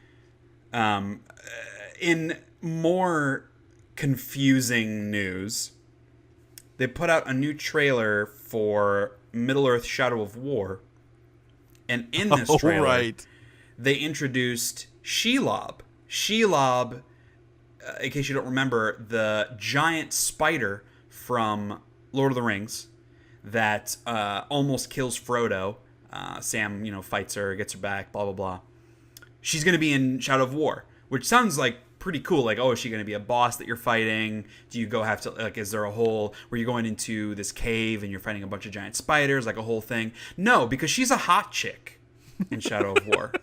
Shelob, the Tolkien character that is a giant spider, is a like young woman, human woman in this game. What the fuck are they doing at that studio? I don't know, man. At least it's not. What? At least it's not an Assassin's Creed town. That would make more sense. Because there is climbing. Put Ezio in Shadow of War. Fine. Yeah. But to turn a spider into like a young, attractive woman? Why? Like, and I didn't love Middle-earth Shadow of Mordor in the first place. Like, I thought there were a lot of aspects of it that were fine, but it was so derivative of so many other games like Assassin's Creed that I was just like, I don't give a shit. The Lord of the Rings was enough to hook me into it, but I thought the way that they told the Lord of the Rings story was actively the worst thing of that game. Yeah. And so this just seems like more of that. Like, I already wasn't super interested in Shadow of War because I didn't think Shadow of Mordor was that good. Not that good. That's a bad way to phrase it. I'm sure it's a fine game. I didn't enjoy it that much. But this kind of stuff just turns me off even more. Like, I have no interest in this game. If this is the kind of thing that they're going to do with that lore, like, if that's, why is this a Lord of the Rings game? Really? Yeah, there's like, zero reverence for the source material. Yes, if you're just going to shit all over the source material, make your own fucking IP. Right. It's kind of frustrating. Yeah, I agree. I had not seen that until I looked on this sheet, and when I was watching the trailer and that happened, I laughed out loud, and like, I could not. It's so weird. So it's just, why? I don't understand. It feels kind of dirty. Like, in what way? Like, okay, so, like, she's a giant spider, but then she, like, shadow mist transforms into, like, a human soul witch thing. Okay. Mm-hmm. But then, like, they make her, like, this young, attractive, shapely woman. Like, that's what they do with the character of Shelob. And, like,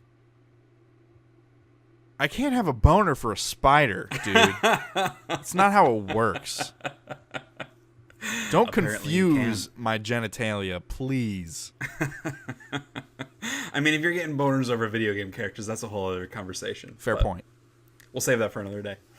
Or not. Moving into the world of movies, this is something that normally wouldn't rate as, like, news to talk about, but it's Star Wars related, so you better fucking believe we're going to talk about it.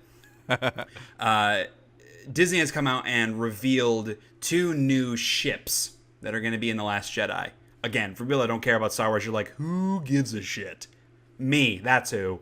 So there is, the first one's called the AT-M6. It's like a bigger, badder AT-AT. AT-AT Walker. And it's got, like, this big cannon on it. And it, like, where the AT-ATs were, like, really plotting, like, they, like, walk awkwardly. This one, they have described it as moving in a more simian fashion, where, like, I'm making hand movements that Kyle can see, but no one else can. Like if you, okay, here's something for you to try at home for funsies. So, like, do like a cat hiss thing with your hand, like a kitty claws, like a with your wrist, like how you flick your wrist. That's the kind of movement that this thing has. Like, it has articulating wrist, I guess, like on its hooves as it walks. Go look at pictures of the AT-M6, so I'm not fucking describing it to you over a podcast. Also, you said simian. You could have just said, like, ape-like movements. Yeah, but it's not. It looks different than straight up, like, you would think a gorilla moves, like, on its, like, fists. It looks different. Okay. Just fucking trust me on this, all right? Don't make me edit this shit out. They also revealed what is called the Dreadnought, which is like a new Star Destroyer type of ship, but it's like twice as big. It looks more like the Super Star Destroyer that Vader always rode around in. Yeah. And it just looks fucking hardcore. It looks awesome. But the bigger thing that I wanted to just, like, bring up to pay attention to, so they're also doing this kind of like ARG mysterious social media marketing thing leading up to Force Friday, which is on September 1st. And on that day, through this ARG, they're going to be revealing a new character for The Last Jedi. I don't know if this is, like, a brand new character, but the thing that made... Because, like, the whole thing is... Excuse me. They're like, building up to this. Like, it's this big reveal. And so if it's just some random new character that we've never heard of before, like, that doesn't mean a whole lot. So what if this is how they announced that Lando was going to be in The Last Jedi? Oh, that would be pretty awesome. That's where I would lean. And I think it would be very cool. Because, like, They straight up haven't mentioned anything about Lando in the last movie, and Billy D. Williams certainly hasn't ever said anything about being in the new movie, so I think this would be a fun way to reveal that he's in there. That would be cool. If he ever is. They can't go all 3 of these movies without ever mentioning him. Even if he's not going to appear, they have to at least, like, give us some sort of update on Lando. Right. He's a fan favorite. Okay, so there's been a lot of talk about the DC Expanded Universe movies. So, want to throw some stuff out there, clear the air, because there's been a lot of confusion. Several days ago, the director of the standalone Batman movie, in an interview, said something to the effect of, this movie's going to be standalone, and people took that as meaning it exists outside of this DC cinematic universe. Like, it was going to have nothing to do with any of that stuff, or even, like, Batman vs. Superman. It was going to be, like, a totally different movie. And he's clarified and be like, no, dude, like, that's not what it is at all. I just mean it's going to be standalone. Like, I'm not going to have a bunch of cameos. Like, The Flash isn't going to be in it. Aquaman's not going to be in it. It's going to stand by itself. And so, just to clear the air on that. However, there have also been a bunch of rumored leaks about upcoming DC movies. One of which is a Joker origin story movie, not starring Jared Leto, as a completely different take on the Joker that is outside of the DCEU. So it'll be completely separated, completely different characterization, completely different actor, and also apparently Martin Scorsese is producing this, which seems so fucking bizarre to me. What? Yeah, I don't. What is going on understand. over there? This has not been confirmed, but it's like from a quote unquote reliable sources or whatever that this has come out, and it just is like piling on top of piling on top of piling. Right. When it comes to Warner Brothers and the DC cinematic universe, because it's just like those movies have by and large been bad. Man of Steel wasn't great; it was fine. Batman vs. Superman was terrible. Suicide Squad was maybe even more terrible. Yes. Wonder Woman was very good. But it's like, I have zero faith. Justice League also looks bad. I have zero faith in anything coming out of DC in terms of movies in the future. So I get why they might want to splinter things and have some just different, like, because like Joker's a super popular character, but by and large people fucking hated him in Suicide Squad. I'm certainly on that boat. Yeah. Like, if I do not want to watch a standalone Joker movie with him as his Joker that was in Suicide Squad. No, fuck thanks. that movie. So I get why they would want to do something different, and bring in somebody on like Scorsese adds a lot of like legitimacy to something like that. It just seems so weird. So I have a list of all the DC movies that are quote unquote in the works. So they haven't like officially been announced and have release dates. They don't necessarily have actors or directors or even writers attached. Some of them may completely fall apart, like the Inhumans movie did that Marvel was doing, and now have turned into a terrible ABC show. So yeah. Kyle, to make this a little more interactive and fun versus me just like reading a list, I'm going to give you the name of the movie and what we know about it so far, and give me your excitement level on a scale of 1 to 10. 10 being, I want to see this movie tomorrow. So first, coming out this year. What would a 1 be? 1 would be how you feel about Suicide Squad. Okay, I can tell you right now, all of these are probably going to be 1s. But let's do it anyways. Okay. So this year, I believe in November, we have the Justice League movie. Directed by Zack Snyder. Currently in reshoots under the tutelage of Joss Whedon. Where are you on this Justice League movie coming out this year? Okay, Joss Whedon.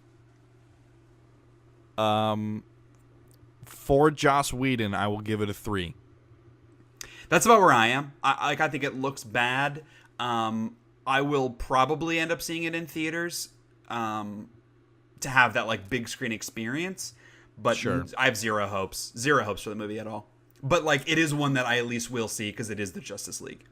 So what about next year? We're getting Aquaman, being directed by James Wan, who up until this point has been known for directing a bunch of what I consider to be modern shitty horror movies, like the Saw franchise, and I think like Insidious, those kinds of movies. He is directing the Aquaman movie. Where are you on that? Can I go lower than a 1? It was a 1. I didn't know that about the director.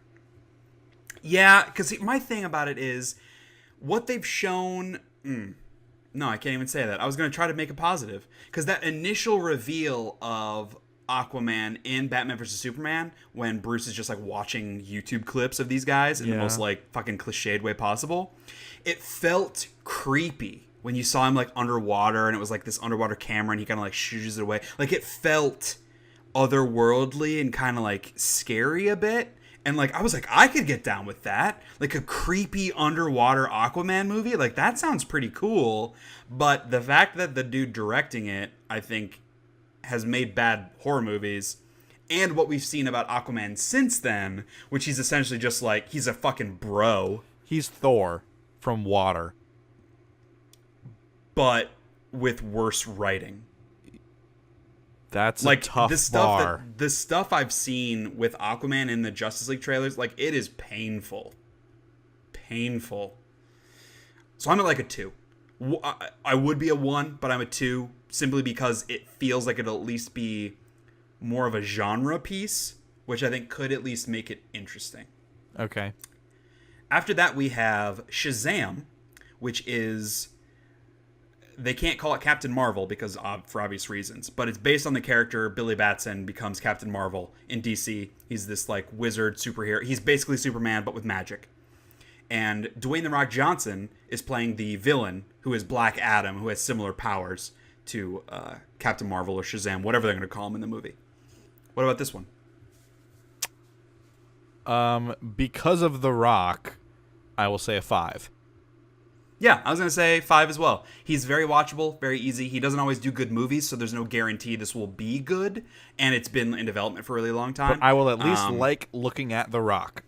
Sure. He will at least make it entertaining in a way that most of the other people that have been in the DC movies at this point have not been able to. After that, Wonder Woman 2, which, again, being directed by Patty Jenkins. I know you haven't seen Wonder Woman, the first one still, but how would you feel about Wonder Woman 2?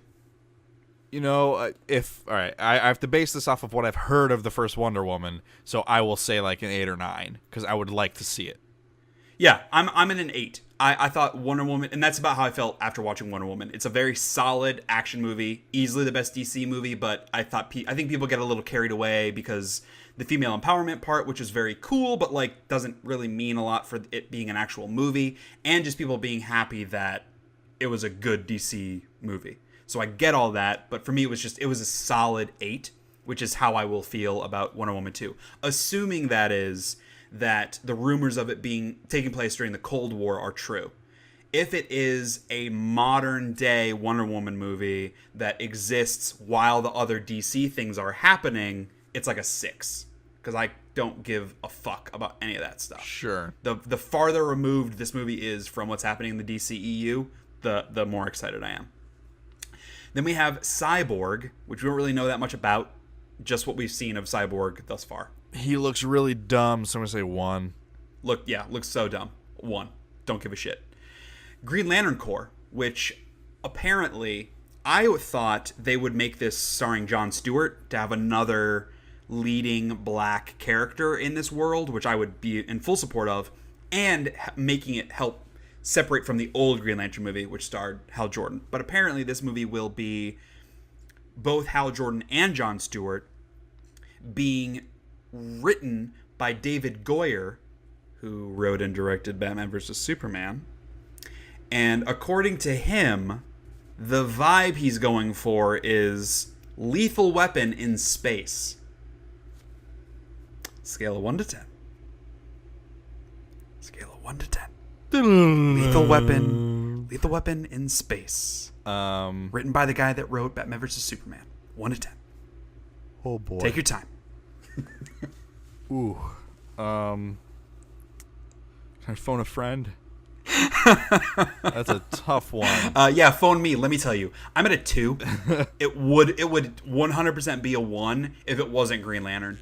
Green Lantern is one of my favorite superheroes. Assuming we get to see the larger Green Lantern Corps, because this movie's called Green Lantern Corps, that will at least be fun. Like that, for as bad as the 2011, I think it was, Green Lantern movie was, seeing all these characters that I've been seeing in the comics for years was at least fun. Yeah. So I will give it a 2. I'll give it a 1. After that, we have Justice League Dark. Are you familiar at all with Justice League Dark from the comics? No. So it's a bunch of like C and D list characters that are all magic users. So like Blue Devil is one of them. I think Zatanna was on the team for a while. I don't remember a lot of these guys' names because I was never like super into it. But there was another character he's a talking chimpanzee who is a detective and wears a similar cap to Sherlock, which all of that sounds pretty awesome. And he was a very cool character. He smokes. He's cool. But so it's just Beyond Good and Evil 2. Yeah, basically. But like the whole thing is it's the Justice League, but like magic users. Okay. And so with this one, originally Guillermo del Toro was attached to it. He has since left the project, and so it's been in kind of like rewrite hell. So this is probably one of those ones that I wouldn't be surprised never happens. But for me, I'm like a 6 on this. I'm low on it simply because I don't have a lot of faith in the direction of DC, but like I liked those characters when I saw them in like, because they would come in a lot during like the big DC events, like years and years ago when there was Infinite Crisis and Countdown to Infinite Crisis and not New 52, but Countdown to 52 or whatever it was. They were a really integral piece and all that stuff happening with like Dr. Fate and stuff. Okay. And so I like those characters, like that band of characters together. They're cool, and it feels very separated from the other DC stuff, so I could see it being okay. I 4. Arbitrarily assigning a number that is not a good one. Then we have The Flash, which Jeff Johns has said will be based on his Flashpoint storyline in the comics. So somewhat dealing with like multiverse kind of stuff, which sounds interesting. What I've seen of whatever the dude is that's playing Flash, I'm not sure I'm in love with the characterization of it. This one's like a 5 for me. I know at this point, like, hopefully we're moving beyond Zack Snyder's heavy influence over these, so maybe by the time these movies actually happen, like 2019, 2020 and beyond, I feel better about them, but it's just hard for me to look past what we've gotten so far in terms of the characterization of a character like Flash. Yeah, I have no affinity for even the comic book version of The Flash, and from what I've seen of the 2 versions of Flash that currently exist in the cinematic universe / TV universe, I'm going to give this one like a 2 or 3. Okay. Then there's Justice League 2, which is a 1 for me. Yeah, it's a 1. And then we will have another Superman movie, which it's like a 5. I'll watch it. I don't think Henry Cavill is very good as Superman. I think he's pretty boring, and the other Superman movies haven't been awesome. Although to be fair, I'm not sure if Zack Snyder is directing this one. If he is, it's like a 3. I don't want to see him as Superman again, so I'm just gonna say 1. Suicide Squad 2 is a 1. Oh, okay. I'm sure you agree with me on that. If the first Suicide Squad is a 1, and you're asking me to rate on a scale of 1 to 10 how much I want to see the second Suicide Squad, I have to be allowed to go below 1. All right. Okay. I'll give you a 0. Okay. Thank you. I will assign that a 0. All right. And I'm going to jump down there with you. If those are the rules we're playing by, I'll jump to a 0. Okay. Joker and Harley Quinn, starring Jared Leto as the Joker. I'm going to go with a 0. I'm going to go with a 1 simply because I would rather watch that than Suicide Squad 2. Fair. That is a totally valid argument. Totally valid argument. I'm not sure that I would rather watch it than Suicide Squad 2. Okay. So I'm gonna make them tied at 0. All right.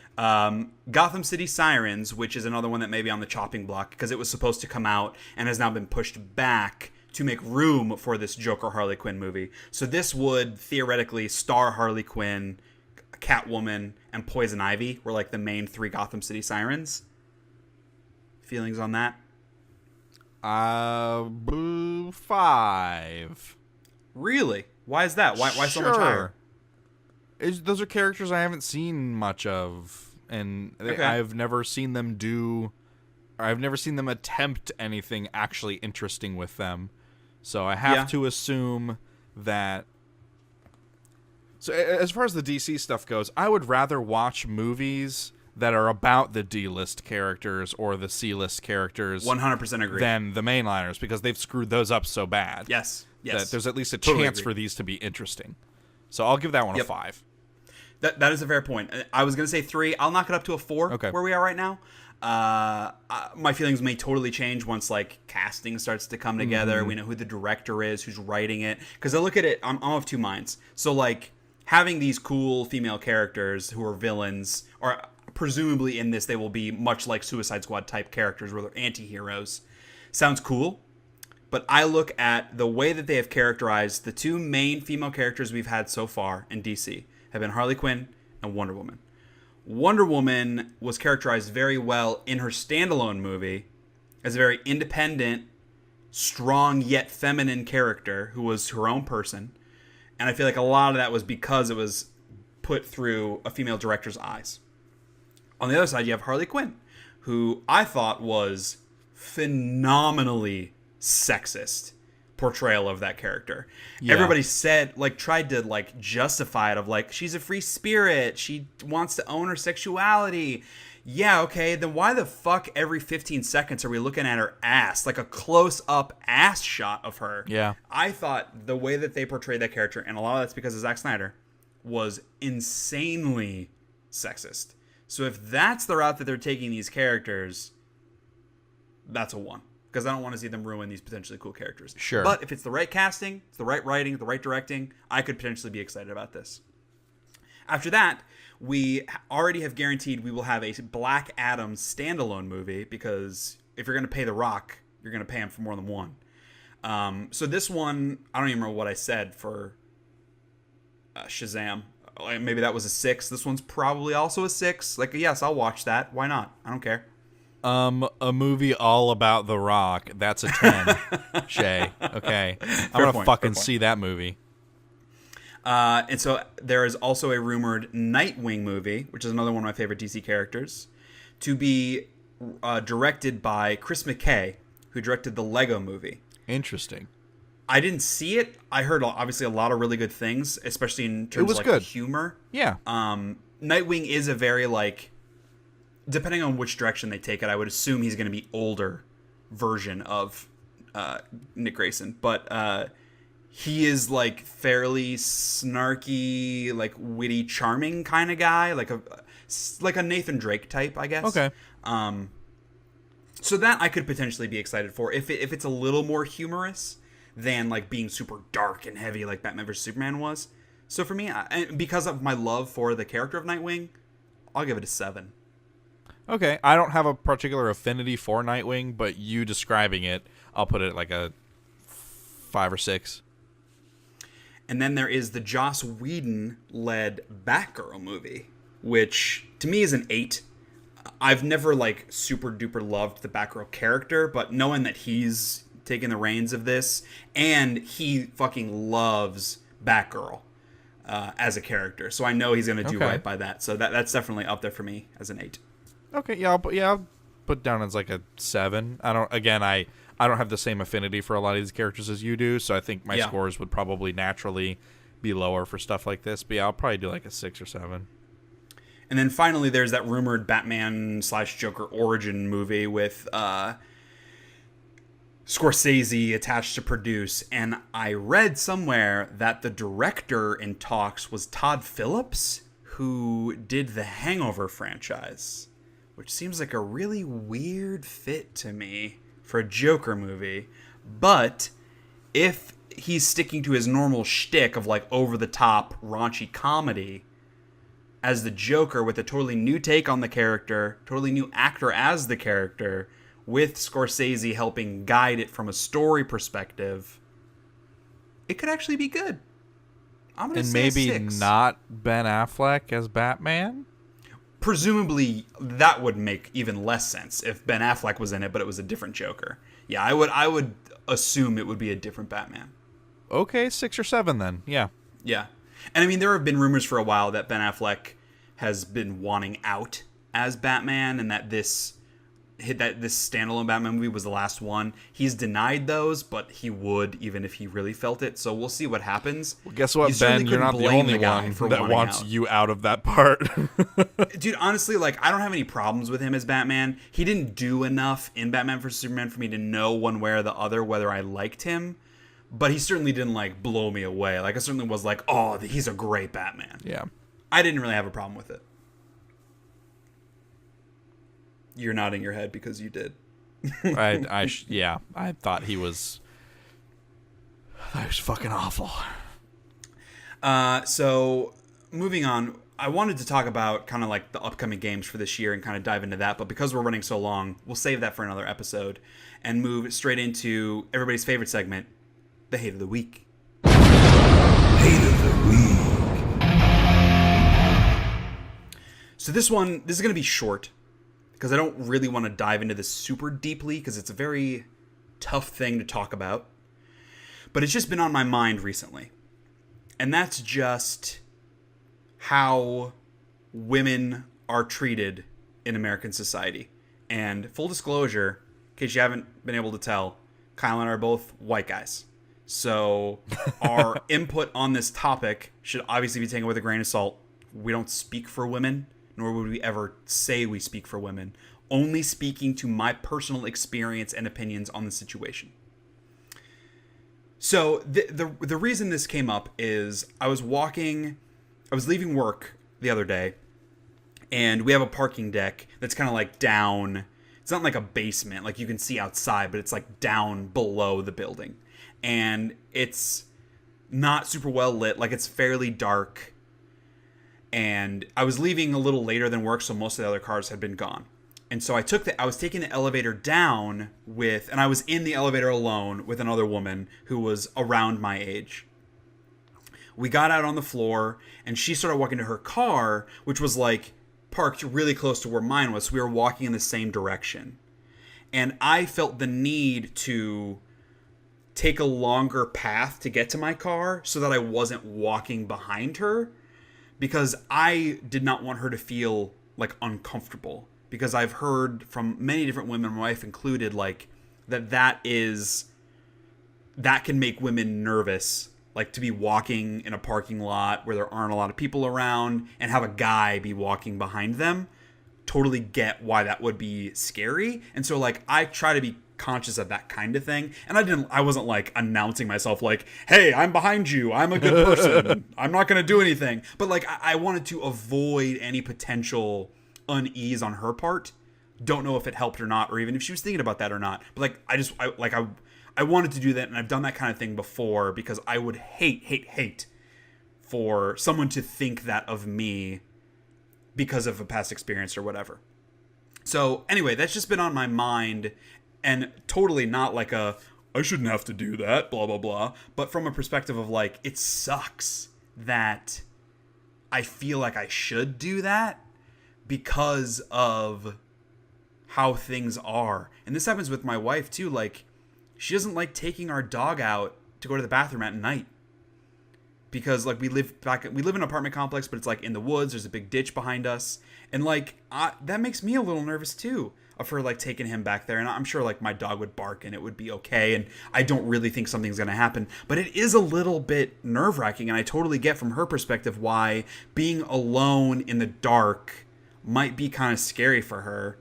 And that's never something that crosses my mind like that. Like I'm never worried about some dude coming up on me. Like if I'm alone in a parking lot with another man, if he's like a big guy, I may have in my head like, oh, what if he tries to rob me?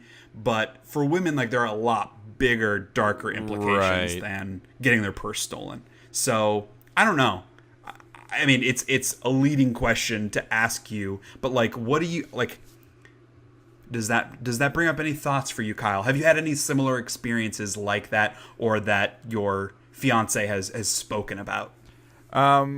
not from her that she's like explicitly told me that I can think of at least, but I know, and this is just like, I feel like theater really helped, like you and I going through the theater program in high school really helped open us up to being more empathetic and sympathetic to different kinds of people and their plights, and we think more about what other people are thinking than I believe most people do.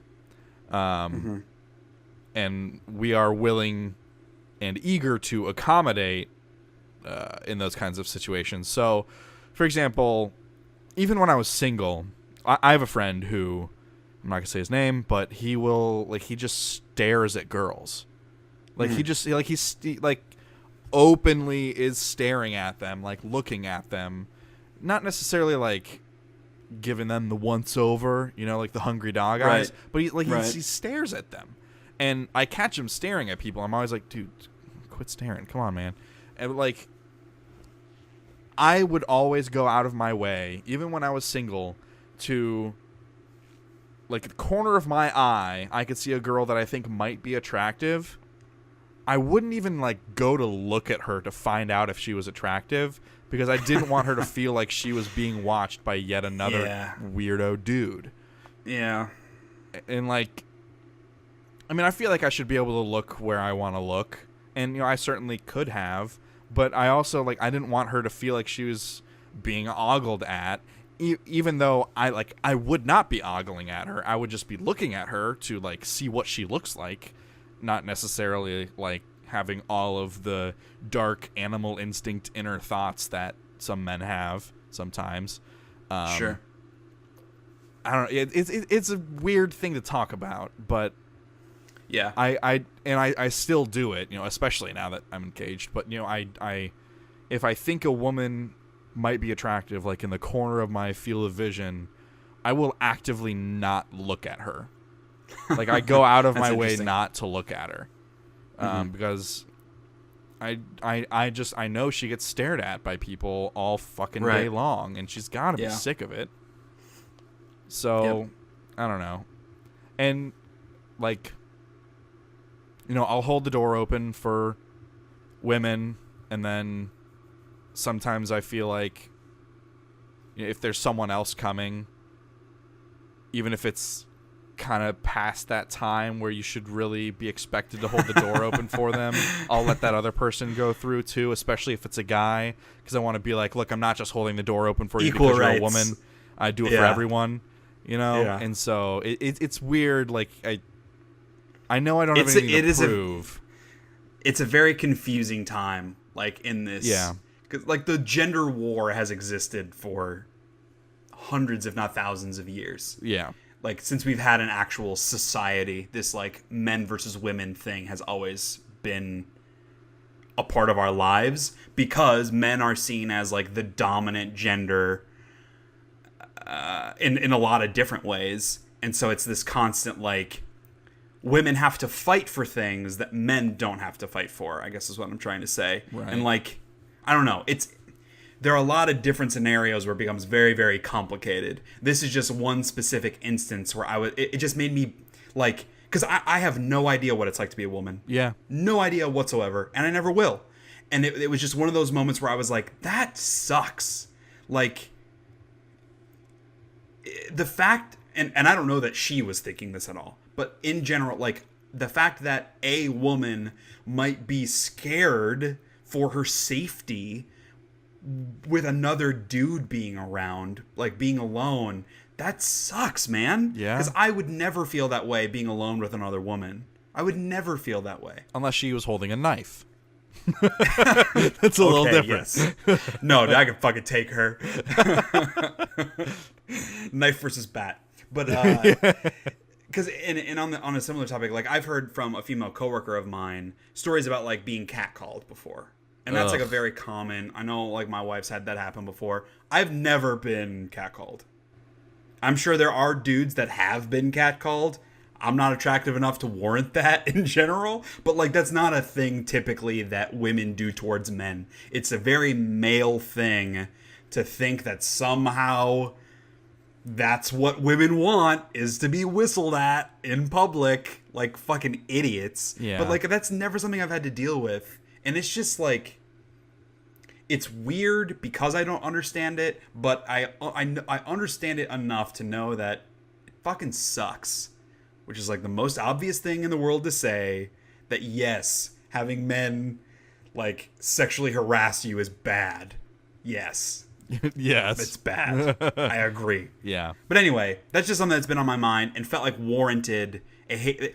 It felt like it warranted a hate of the week versus just a simply like at the intro to the episode me saying this one thing. It's a much larger thing that I struggle to see an end in sight for this kind of behavior until we really honestly like weed out that we call mentality assholes in men.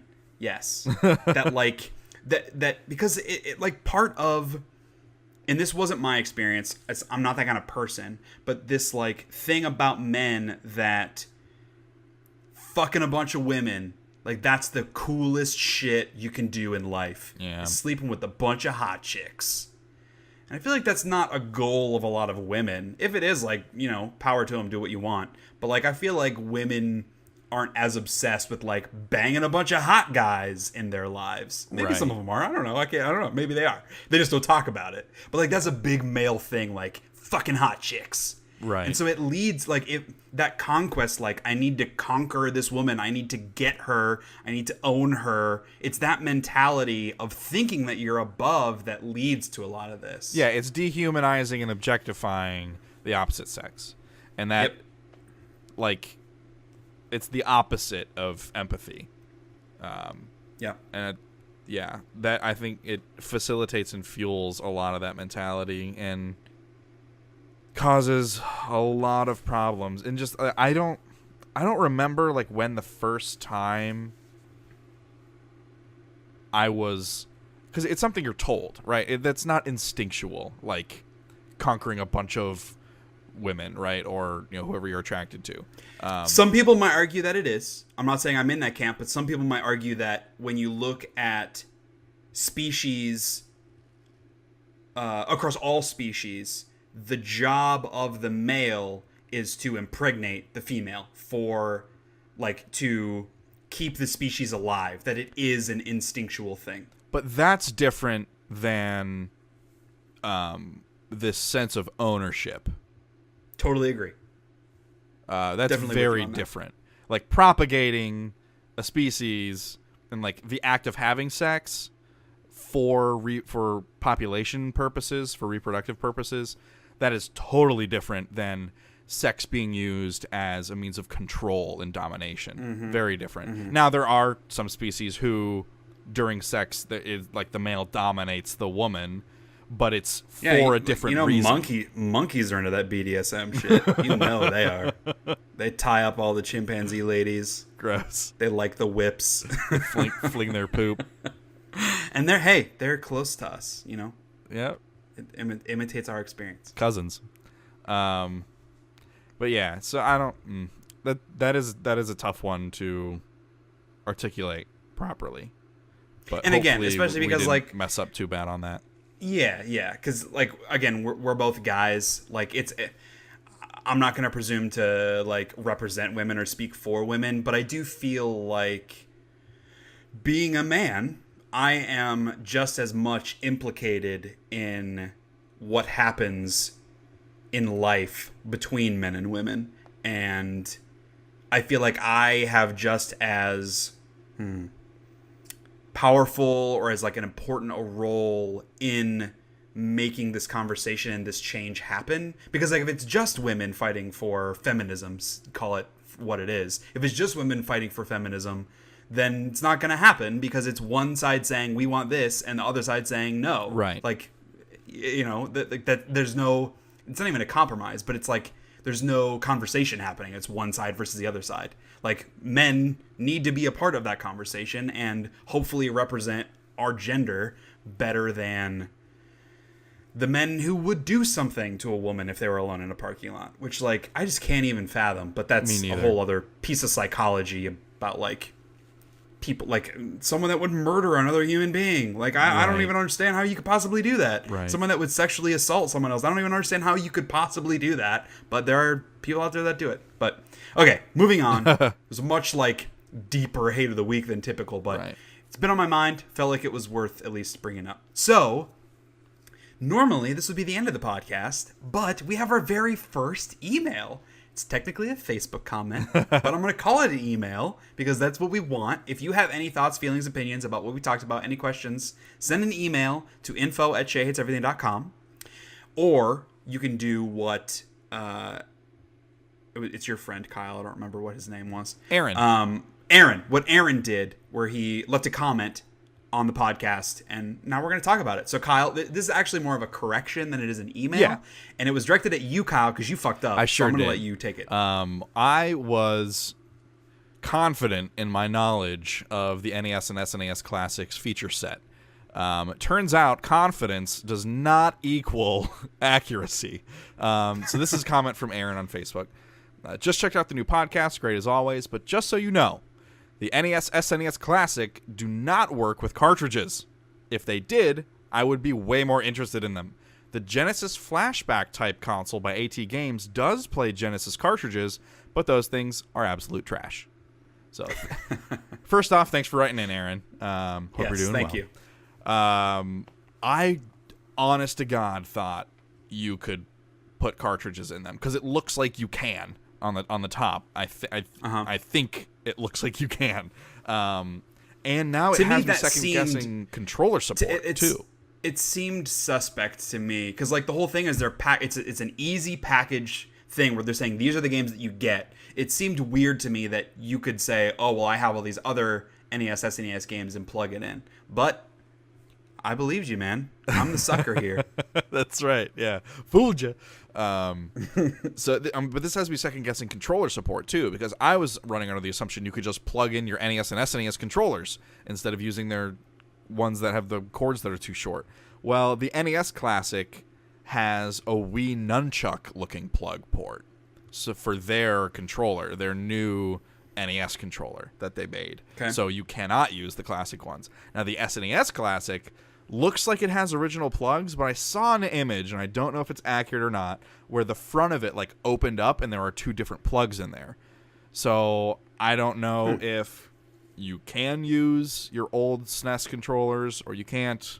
I cannot speak to that factually. So I rescind my earlier comments in deference to Aaron's prowess on the matter. So maybe Aaron knows and he can leave another comment on this podcast. And Aaron, if you're looking for a job, my co-host position has just opened up. Must have intimate knowledge of SNES cartridge capabilities. Yeah, no, which you check that please box. Don't fire me. Yeah, so thanks, Aaron, again for writing in and especially for correcting Kyle's fuck up there. I'll be sure to bring that up whenever I need to prove a point. Wonderful. But like I said, if you have any other thoughts, even corrections too, if you have anything else, send an email to info@sheahateseverything.com. And if you're too lazy to do that, be like Aaron and leave a comment. I do want to address one other quick thing before we wrap up for the day, because this is something that's come up with a couple different people about expanding our hosts for this podcast, making it more than just Kyle and I. We have talked about doing some like guest hosts here and there. I know like I occasionally would like love to get Kelly, my wife, in on this if there's like a movie to talk about or something like that, to get her opinions and thoughts, because we have a lot of good conversations about things. Long term, at least right now, we're not looking to expand the regular hosts to beyond the two of us, but we definitely, once we get more in the groove of this, once we move beyond, we're in our 7th episode, once we get more in the groove of posting regularly, getting the format fully down, we'll definitely start talking to people about coming in for, if it's not a full episode, for a segment here or there, getting your thoughts on things. I definitely want this to be interactive, and especially because like we're doing this because we just wanted to talk about shit. So I also want to enable other people to talk about shit. So if you've reached out about wanting to join the podcast and I haven't responded, it's not because I'm trying to ignore you. We're not eminently planning on doing that, but it definitely is something we're open to. So we will keep talking about that between the two of us. So that's going to wrap up this episode. Full length. We're like Lord of the Rings length episode this week. Extended edition. No, dude, that would be like 5 hours long. I don't know that my throat could handle that. But hopefully you guys all enjoyed. Thank you, Kyle, for joining me as you take a sip of your grape soda. I just finished it too. It was the perfect ending timing for the podcast. Yes. Yeah! That's power move. Classy. Yes. Normally people do that with a beer can, but you're going to do it with your grape soda. And that has a transformer on it. Yeah. New homeowner, Kyle Castle, crushes grape soda cans. That's going to do it for this week, everybody. We will try to get an episode up in 2 weeks as normally scheduled. I'm going to be out of town for work a bunch the next couple of weeks, so timing may be a little bit off, but we will absolutely do our best. Thank you all for listening, and peace out.